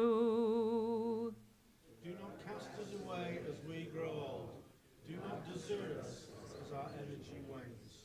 Al ta'azvenu Adonai Eloheinu al terchach mimenu asay maruot l'tova v'yira v'sonenu v'yevoshu ki ata Adonai ezratanu u'nechamtanu amarenu azinu Adonai bina v'gihei yiyu l'ratzon yirvechi v'god l'fi l'fanecha Adonai tzari v'golenu ki lecha Adonai hochalnu ata ta'aneh Adonai Eloheinu.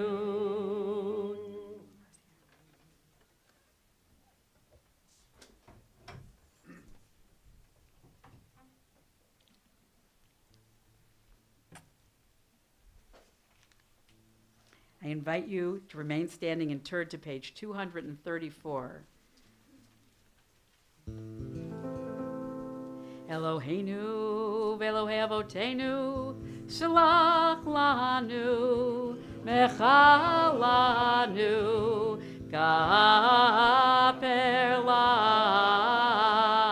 lanu ki anu amecha v'yata Eloheinu anu v'necha v'yata avinu anu avadecha v'yata adonenu anu kehalecha v'yata chelkenu anu nachalatecha v'yata goralenu anu zonecha v'yata roenu anu karmecha v'yata nodrenu anu ve'ulatecha v'yata yotzrenu anu rayatecha v'yata dodenu anu sekulatecha v'yata kirovenu anu amecha v'yata malkenu anu ma'amirecha v'yata ma'amirenu. You may be seated. All those folks that are out in the back there are plenty of open seats here. If you'd like to be in the chapel, please do. Please come on in. At this point, it's my pleasure to welcome up Rabbi Aviva Funke to share a little thoughts before we move into the Ashamnu, the Vidui. And it has been such a pleasure to have Rabbi Funke here for this High Holy Days. I'm glad you can be with us. Thank you. Thank you. Gemar Tov, Shana Tova. I will be brief, but hopefully offer a little something for each of us to take as we continuing to move into this day. In a moment, we're about to do something so powerful and deeply vulnerable and so unique to what it means to be Jewish, and call out all of the ways that not just ourselves individually, and most of this is not just about ourselves individually, I hope not here, but we as an entire Jewish people have fallen short. And we know that our tradition says, Aravim Zelazeh, that each Jewish person, we are responsible for one another. And the idea that we would make atonement for the entire people itself, right? This isn't I did this and it was we did this and we've done this, because we are responsible for the future and what we are creating and what we have done. And I do think that the fact that we can articulate our shortcomings is part of the amazing fabric that makes the holiness of Yom Kippur. The fact that we can take our own accountability in the process of repair. However, there is actually a very important and serious issue. Calling out the things that we do not do well. Calling out the ways that we are not great. Calling out our deficiencies, our inabilities, our weaknesses. For many of us, maybe many of us in this room, or the people that you love the most, may actually live in that mindset on a daily basis. Most of us, and I work a lot with teens. I run a Hebrew High in the Phoenix Valley. I work with teens every day. I work with their parents. And when I ask students, my community, what they love about themselves, what do you think most people do? Deer in the headlights. And I ask, what do you not like about yourself? That list comes so fast. I talk to the girls about, how are you doing? How are you feeling about yourself these days? It's so easy to diminish our values. It's so easy to insult the ways that we show up. Think of new parents who are trying to grapple with becoming a family and having a baby. How's it going? It's so easy to go, oh, I'm barely keeping it together. I'm not really sure. Wow, you are doing amazing. You are taking care of a child and trying to figure it out as you go. Actually, Rabbi Abraham Isaac Cook, who was the first Ashkenazi chief of the state of Israel, says that just as it is important and imperative for the Jews to recognize how they are not great, how we have missed the mark on Yom Kippur, it is just as important that we acknowledge how we have rocked. Those were not his words, by the way. It is so vital to the mental health of our community, of each of us, to have a little temperance, know where we need to work on, but do we know what we're doing great? I want to invite everyone in this room to bring to mind something that you're proud of from yourself that you did this year, that maybe that even you brought in from the previous year. Take a nice breath. And if we can even get bigger, what did we do well? We're going to make our own little positive confession. And I want to give thanks to the Blue Dove Foundation that does a lot of mental health work specifically for our teens, that called out that mental health crisis is real and it is imperative that we remind ourselves how we are great. And I want to start, and I'm going to have you share some here. So I want to say that we have supported each other. And we have grieved together authentically. And we have called our friends when they needed someone. We have what? We have learned from each other. We have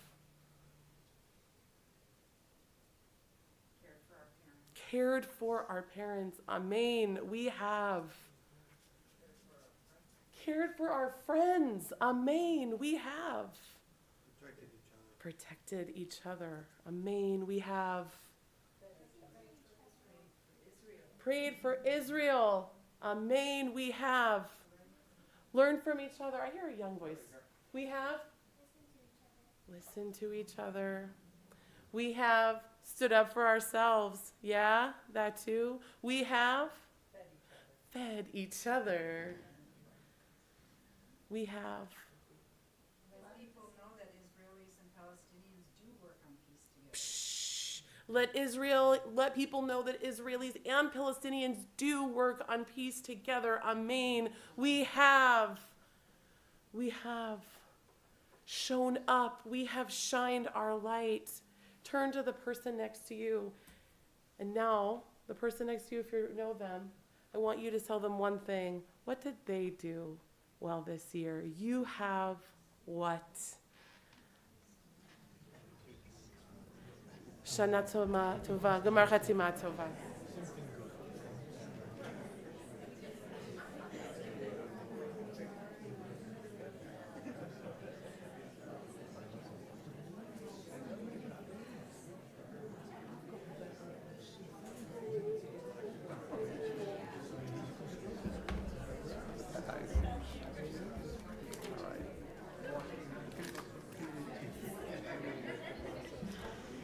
Okay, no having fun. It's Yom Kippur. Come on now. Okay, no, just kidding. Okay, we are picking up on 234. And did you want to invite them to rise? Or do you want them to- okay. Please stand. Page 234. Give me a keep going. Anu azefanim v'atarachum v'chanun Anu kasheyoref v'ata erech apayim Anu mle'ei avon V'yata malei rachamim. Anu yameinu kitzel over. V'yatahu ushenotecha lo yitamu. Eloheinu v'Elohei avoteinu. Tavo lefanecha tevilatenu. V'al titalam mitechinatenu. She'anachnu azefanim. Ukesheyoref lomar lefanecha. Adonai Eloheinu Elohei Avotenu Tzadikim anachnu V'lo chatanu Aval anachnu chatanu Ay ay ay ay ay ay ay ay ay ay ay ay Ay, ay, ay, ay, ay, ay, Ashavnu, Ashavnu, Vagadnu, Vaganu, Gazalnu, Gazanu, Dibarnu Dofi, Daibarnu Dofi, Hevinu, Evinu, Vehir Shanu, Zadnu, Zadnu, Hamasnu, Hamasnu, Tafalnu Shaker, Tafanu Shaker, Ay ay ay ay ay ay ay ay ay ay ay ay ay ay ay Yatznu Ra, Yatznu Ra, Kizavnu, Kizavnu, Latznu, Latznu, Maranu, Maranu, Yatznu, Yatznu, Sararnu, Sararnu, Avinu, Avinu, Pashanu, Pashanu, Sararnu, Sararnu, Kishinu Oren. Shinu Oren, Ay ay ay ay ay ay ay ay ay ay ay ay ay Rashanu, Rashanu, Shichatnu, Shichanu, Tiavnu, Tiavnu, Tainu, Tainu, Titanu, Titanu, Sarnu mimitzvotecha umimishpatecha hatovim v'lo shavalanu v'ata tzadik al kol haba aleinu ki emet asita v'anachnu hirshanu. We remain standing, and we're going to do a cooperative Al Chet Shechatanu Lefanecha. We're going to sing the chorus once, and then in the middle, Rabbi Kavod is going to read some Al Chets that some of us shared on Slichot. We'll go in and out of the chorus. You'll get it. But Craig Calvin.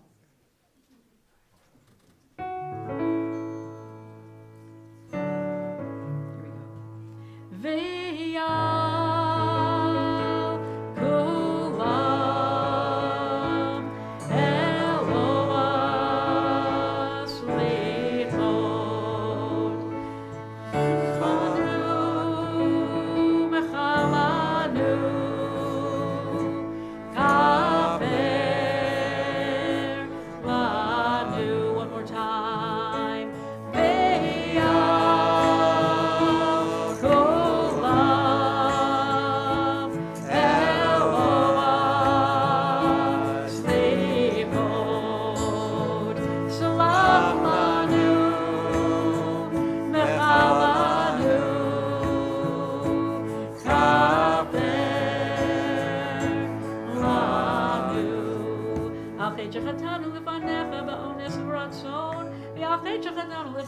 v'imut halev. And for the sin of taking time for granted by spending excessive time on the diversions we do to pleasure ourselves, like shopping, consuming, and hobbies. And for the sin of failing to distinguish between activities which give life meaning and activities which give relief. And for the sin of transgressing against myself this year by not taking care of me, not always eating healthy, not exercising on a regular basis, not getting enough sleep.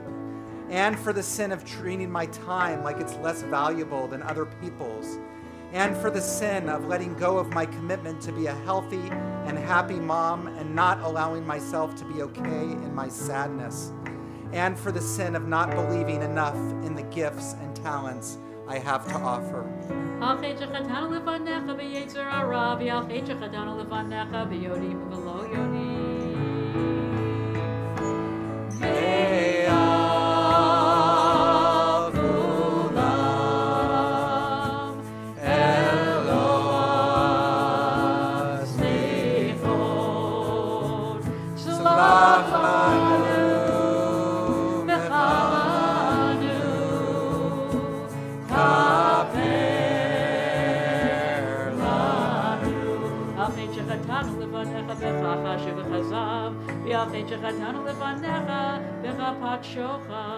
And for the sin of thinking we're larger than we are by placing ourselves in the center of the universe. And for the sin of excluding people. And for the sin of dismissing God's sacred time as inconvenient. And for the sin of seeking a plain rap God who has no expectations of us. And for the sin of overvaluing money and objects and undervaluing time. And for the sin of doing things for others that they are capable of doing for themselves.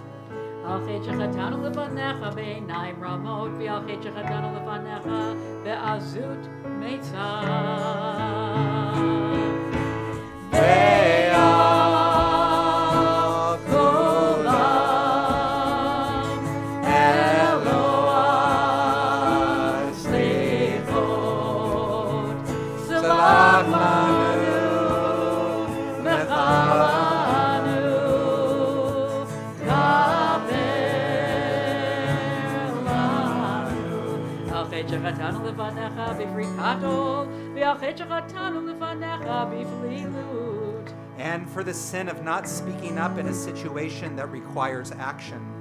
And for the sin of avoiding those situations in the first place. And for the sin of not participating because of fear of looking silly. And for the sin of finding fault with those who are willing to try.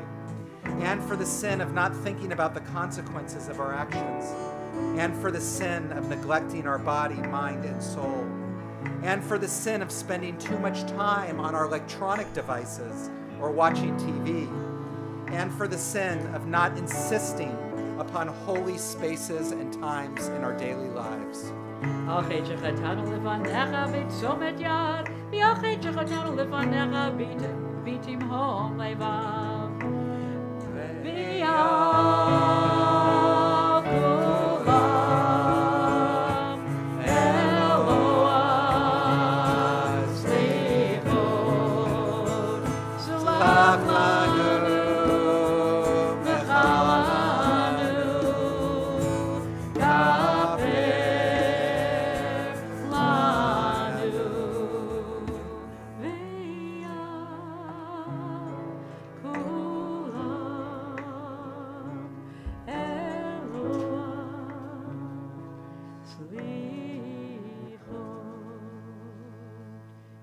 Seated. We're going to sort of wrap up this rich davening experience on page 242 at the bottom. This is also a new melody that we have just learned from Rabbi Kavod, and we're just going to give it our best shot. Here we go.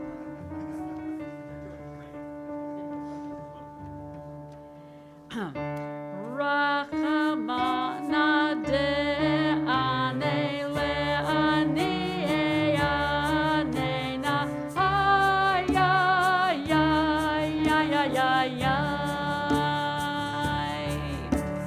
Rachamana de'ane le'ani e'anena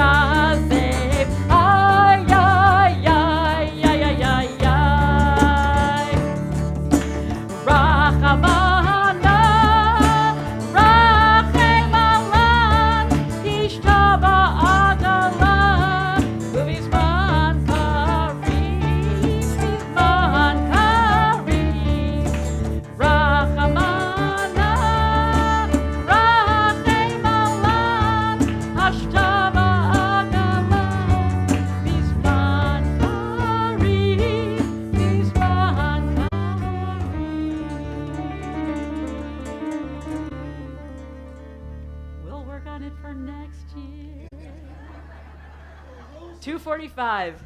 Yitkadal v'yitkadash shemei rabbah.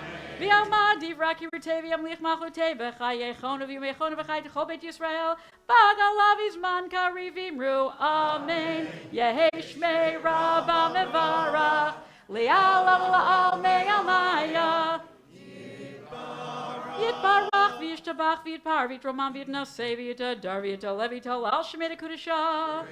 B'richu la'ela la'ela. Mikol berchata v'shirata tushbechata v'nechamata damiran b'yalma v'yimru. Amen. Titkabal tzalot honu v'ad hon d'chol Yisrael. Kodal mavu hondi v'shmaya v'imru. Amen. Yehi shalom harabba min shemaya v'chayim aleinu v'yal kol Yisrael v'imru. Amen. Oseh shalom b'ramav v'yaseh shalom. Aleinu v'yal kol Yisrael v'yal kol yoshvei tevel v'imru. Amen. Continuing with our custom of sharing personal journeys and personal stories on the High Holy Days. It's our pleasure this evening for Kol Nidre, Erev Yom Kippur, to invite up Lexi James to share a little bit of her journey with us. Lexi leads our ECC Tot services every Friday morning with me, and it's such a pleasure. She also, come on up, Lexi. She also sings in our, helps lead our Soul Spark Shabbat services once a month, and other things.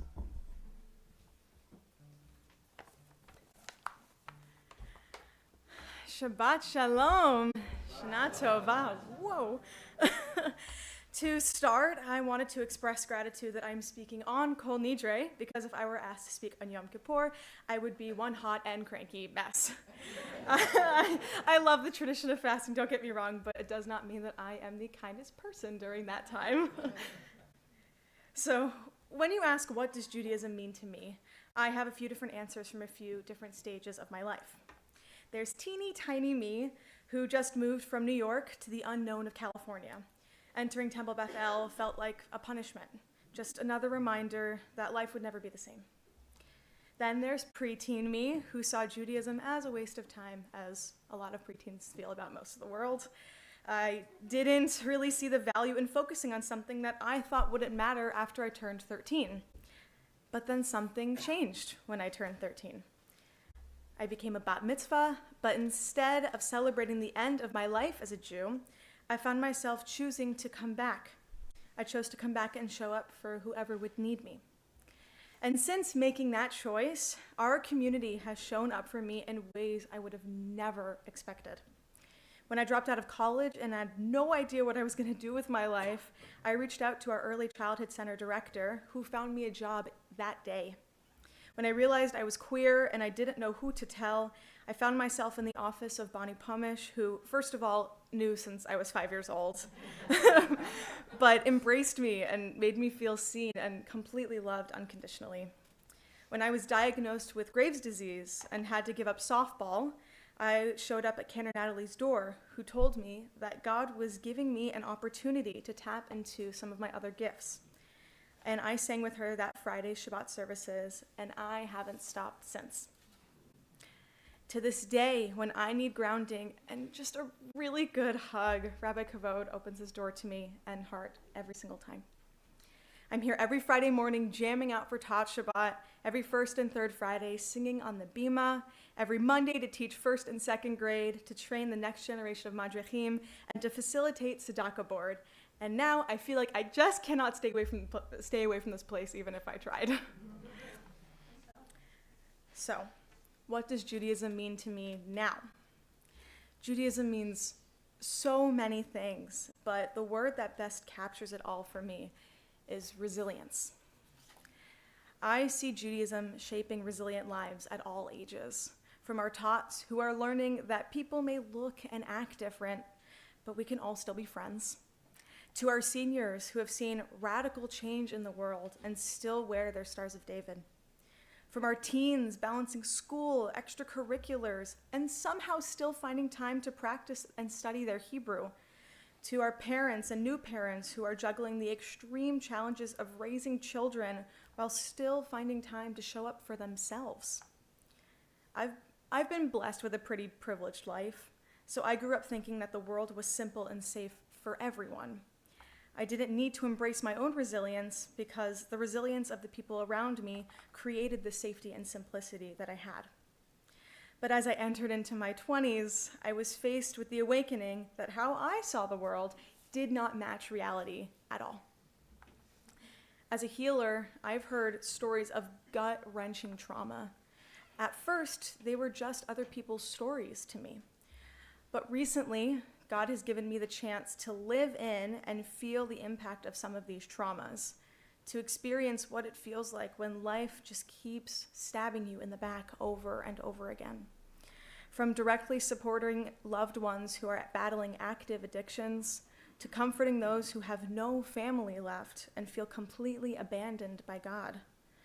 Most of us, even ones like me who have been gifted with simpler lives, cannot look in the mirror and genuinely like who's looking back. We are all watching an active war and numerous natural disasters tearing apart lives.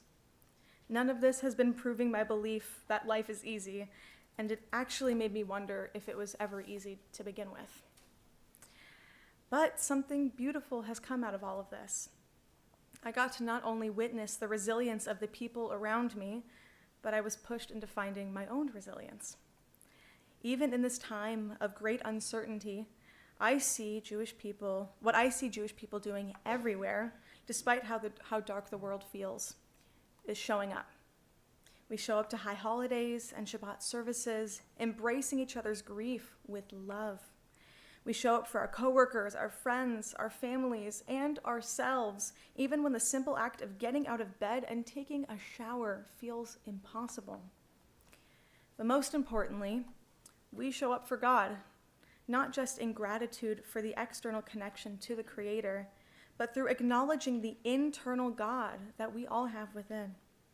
Through prayer, song, gratitude, and in faith, never forgetting to reach out to God in times of light and dark, and always turning inward to our own sense of divine intuition that leads us back to ourselves as God. Our history is full of stories of resilience. We've walked 40 days and 40 nights and still had the energy to reach out to God. Rabbi Akiva was being burned to death and continued to recite the Shema, teaching his students the meaning of devotion and true resilience to their faith.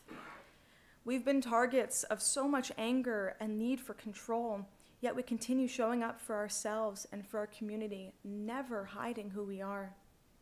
On October 7th, we showed up at Temple at a place that was a direct target for destruction, and we continued to stand in gratitude for our home. We search for answers, we ask so many questions, and even when we find nothing, we are still grateful for something. Judaism to me is not about making life easier. It's not about hoping that it'll get better or waiting for God to fix everything.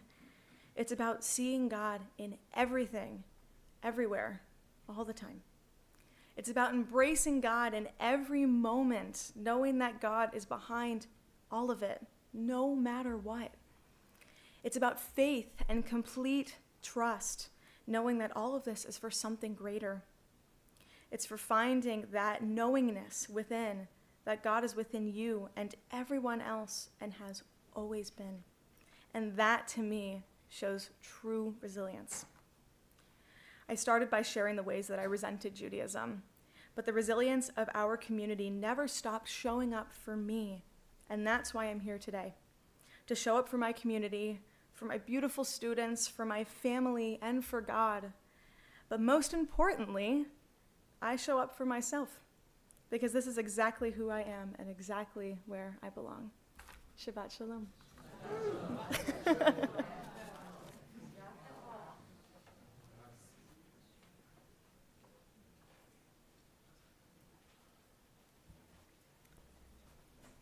Yasher Koach, Lexi. Okay, I invite you to rise and turn to page 246. Einod, Einod,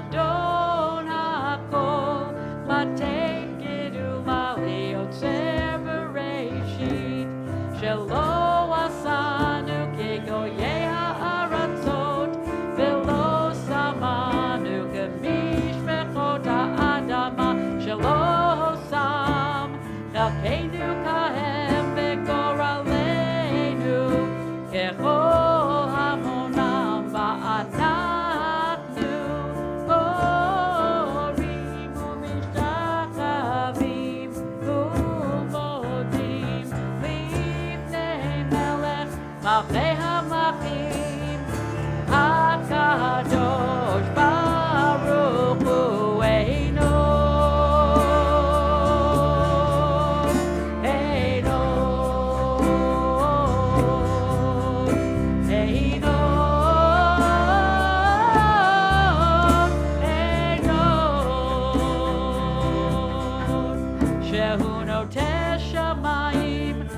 Yosed Aretz Umoshav Yikaro Bashamayim Ima'al Ushlina Tuzo Begove Meromim Hu Eloheinu Einod Emet Malkeinu Efesu Lato Kakatu V'Torato V'Yada Tahayom V'Hashevota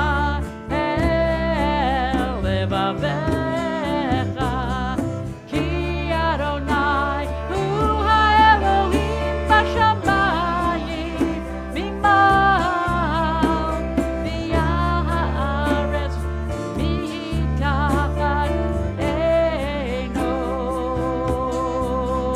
Einod Einod Einod Einod Einod Einod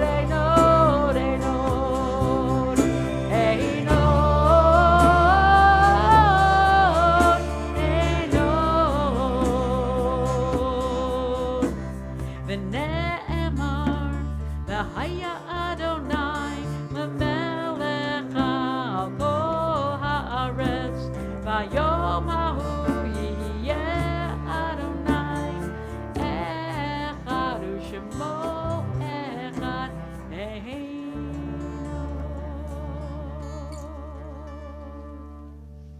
You may be seated. Turn to page 248. Take a moment to recite, as we have been since the first of Elul. This is our 40th day, Psalm 27. Adonai orivi shimi mihira, Adonai maos chayami miefchad, bikrov alai mereim lechol et besari. Achat sha'alti me'et Adonai otavakei shivti v'vet Adonai kol yemei chayai. Yesodim v'zeder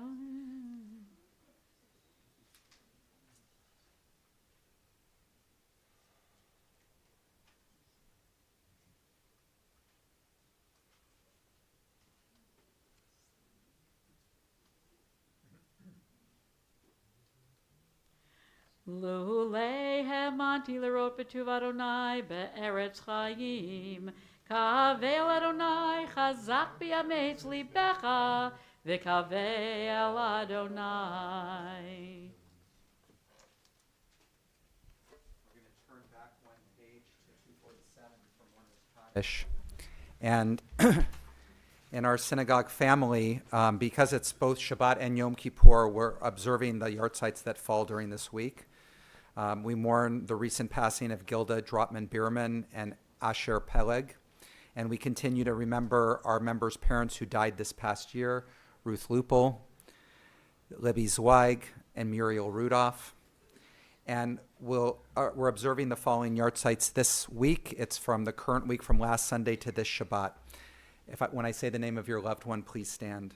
Molly Alexander, Sylvia Bernberg, June Briskin, William Bryan, Beverly Davis, Beatrice Dessal, Vida Alicia, Esther Flyer, Jacob Frank, Robert Gehrenreich, Mary Glass, Dorothy Goldberg, Joanne Grumet, Lillian Gutel, Leslie Heinel, Sylvia Hillman, Dorothy Hirsch, Nancy Hundert, Rose Jasson, Morris Katz, David Robert Kaufman, Harry Keith, George Klein, Jacob Klein, Beatrice Konheim, Harry Kuhn, Esther Levy, Beatrice Lewiston, Harry Mark, Zachar Moldavsky, Hilda Nathan, Samuel Orcho, Jack Ochis, Rita Morov Perlman, Rosa Redlich, Frankie Riccardi, Joseph Reich, Irma Bunny, Ruth Krolik, Faye Rose, Edna Rosen, Gail Rosenberg, Martha Rosenberg, Yitzhak Rubenstein, Sean Jacob Sachs, Leon Samueli, Madeline Schwartz, Murray Side, Aaron Richard Seligson, Howard Sheldon, Claire Sherman,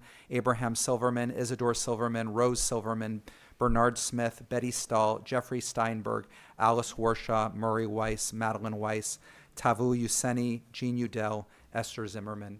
Anybody else that we're saying Kaddish for, please stand and say the name.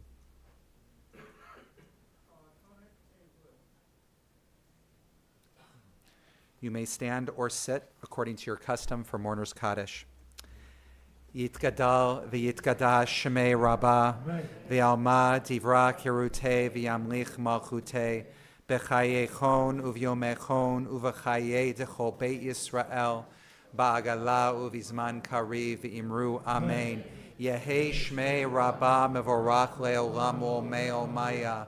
Yitbarach v'yishtabach v'yitpa'ar v'yitromam v'yitnaseh v'yithadar v'yit'aleh v'yithalal shemei dekudisha b'richu le'ela min kol birchata v'shirata tush b'chata v'nechemata da'amiran b'yalma v'imru amen. Yehe shlama rabba min shamaya v'chayim aleinu v'al kol Yisrael v'imru amen. Osei shalom b'mromav Hu ya'aseh shalom aleinu ve'al kol Yisrael ve'al kol yoshvei tevel ve'imru amen. Zichronam livracha, may their memories be for a blessing. You may be seated. It's my pleasure to call up Sarah Shakovsky, one of our Board of Trustees, to share some announcements. Our favorite part. But she's going to do it with so much gusto.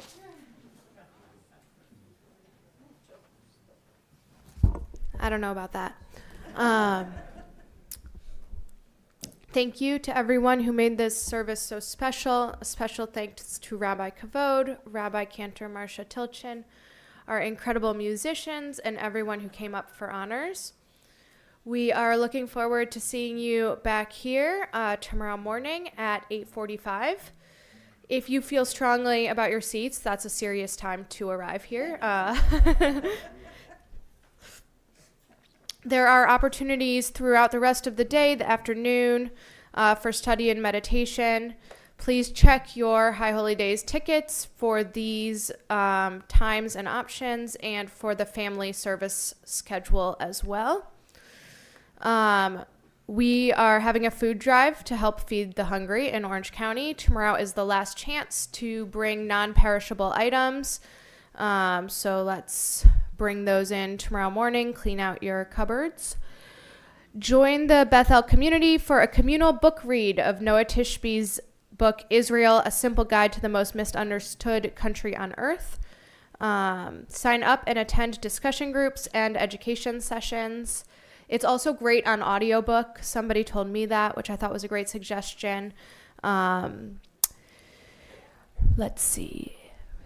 It's time to register for the small groups program, the best way to discover, deepen, and connect with other temple members while addressing Jewish questions and wisdom for a meaningful life. So if you have questions about that, ask somebody who looks like they know a lot of people around here, and they can probably tell you more. Help us build our sukkah on Sunday. Tomorrow's Saturday, the day after that. They are getting started at 8:30 in the morning, and then they will have a barbecue lunch at 11 and decorations for the sukkah. And the rest of the year is filled with events, education, and services, far too many to mention right now. You can always check the Bethel website for details, and there's also some flyers and stands around the building, particularly the lobbies, with QR codes to scan. Maybe after Shabbat and Yom Kippur, come back and scan the QR codes. Shana Tova and Shabbat Shalom.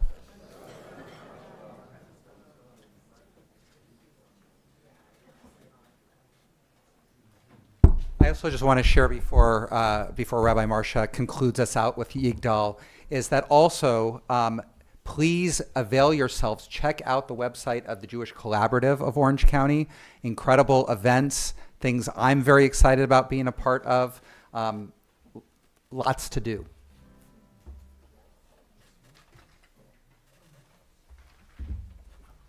For the last time this season, Yigdal on 249. Oh, nope, 250. Yigdal Elohim Chai ve'yishtabach nimsa v'yenet el metziuto echad v'yen yachid keyichudo ne'olam v'gam ein sof li'achduto ein lo demut haguf v'yeino guf lo naruch elav kedushato kadmo mechol davar asher nivra rishon v'yein reshit l'reshito hino adon olam v'chol notzar yoreg gedulato u'malchuto shefa nevuato netano el anshei segulato v'tifarto lo kam beYisrael k'moshe navi umabid et emunato Torah demet natan v'yamuel al yad nevio ne'eman beito lo yachalifa el ve'lo yamir dato le'olam lezulato tofeh v'yirah setarinu nabi v'saftara v'kanato lo melish chesed k'mifalo noten leRosh Kirishato yishlach l'kechalim v'shineinu yivdor mechakekes Yeshuato meitim yachayel v'rov chasto Baruch Hadeyan shetehilato meitim yachayel v'rov chasto Baruch Hadeyan shetehilato. Shana Tova Techa Temu. We'll see you tomorrow. Shabbat Shalom and good Yontif. And I want to introduce the musicians. Jason Fetty on guitar, Ron Levy on piano, Jackie Mentor on cello, Evan, Lonnie on drums. Thank you very much, all of you. You're just magnificent.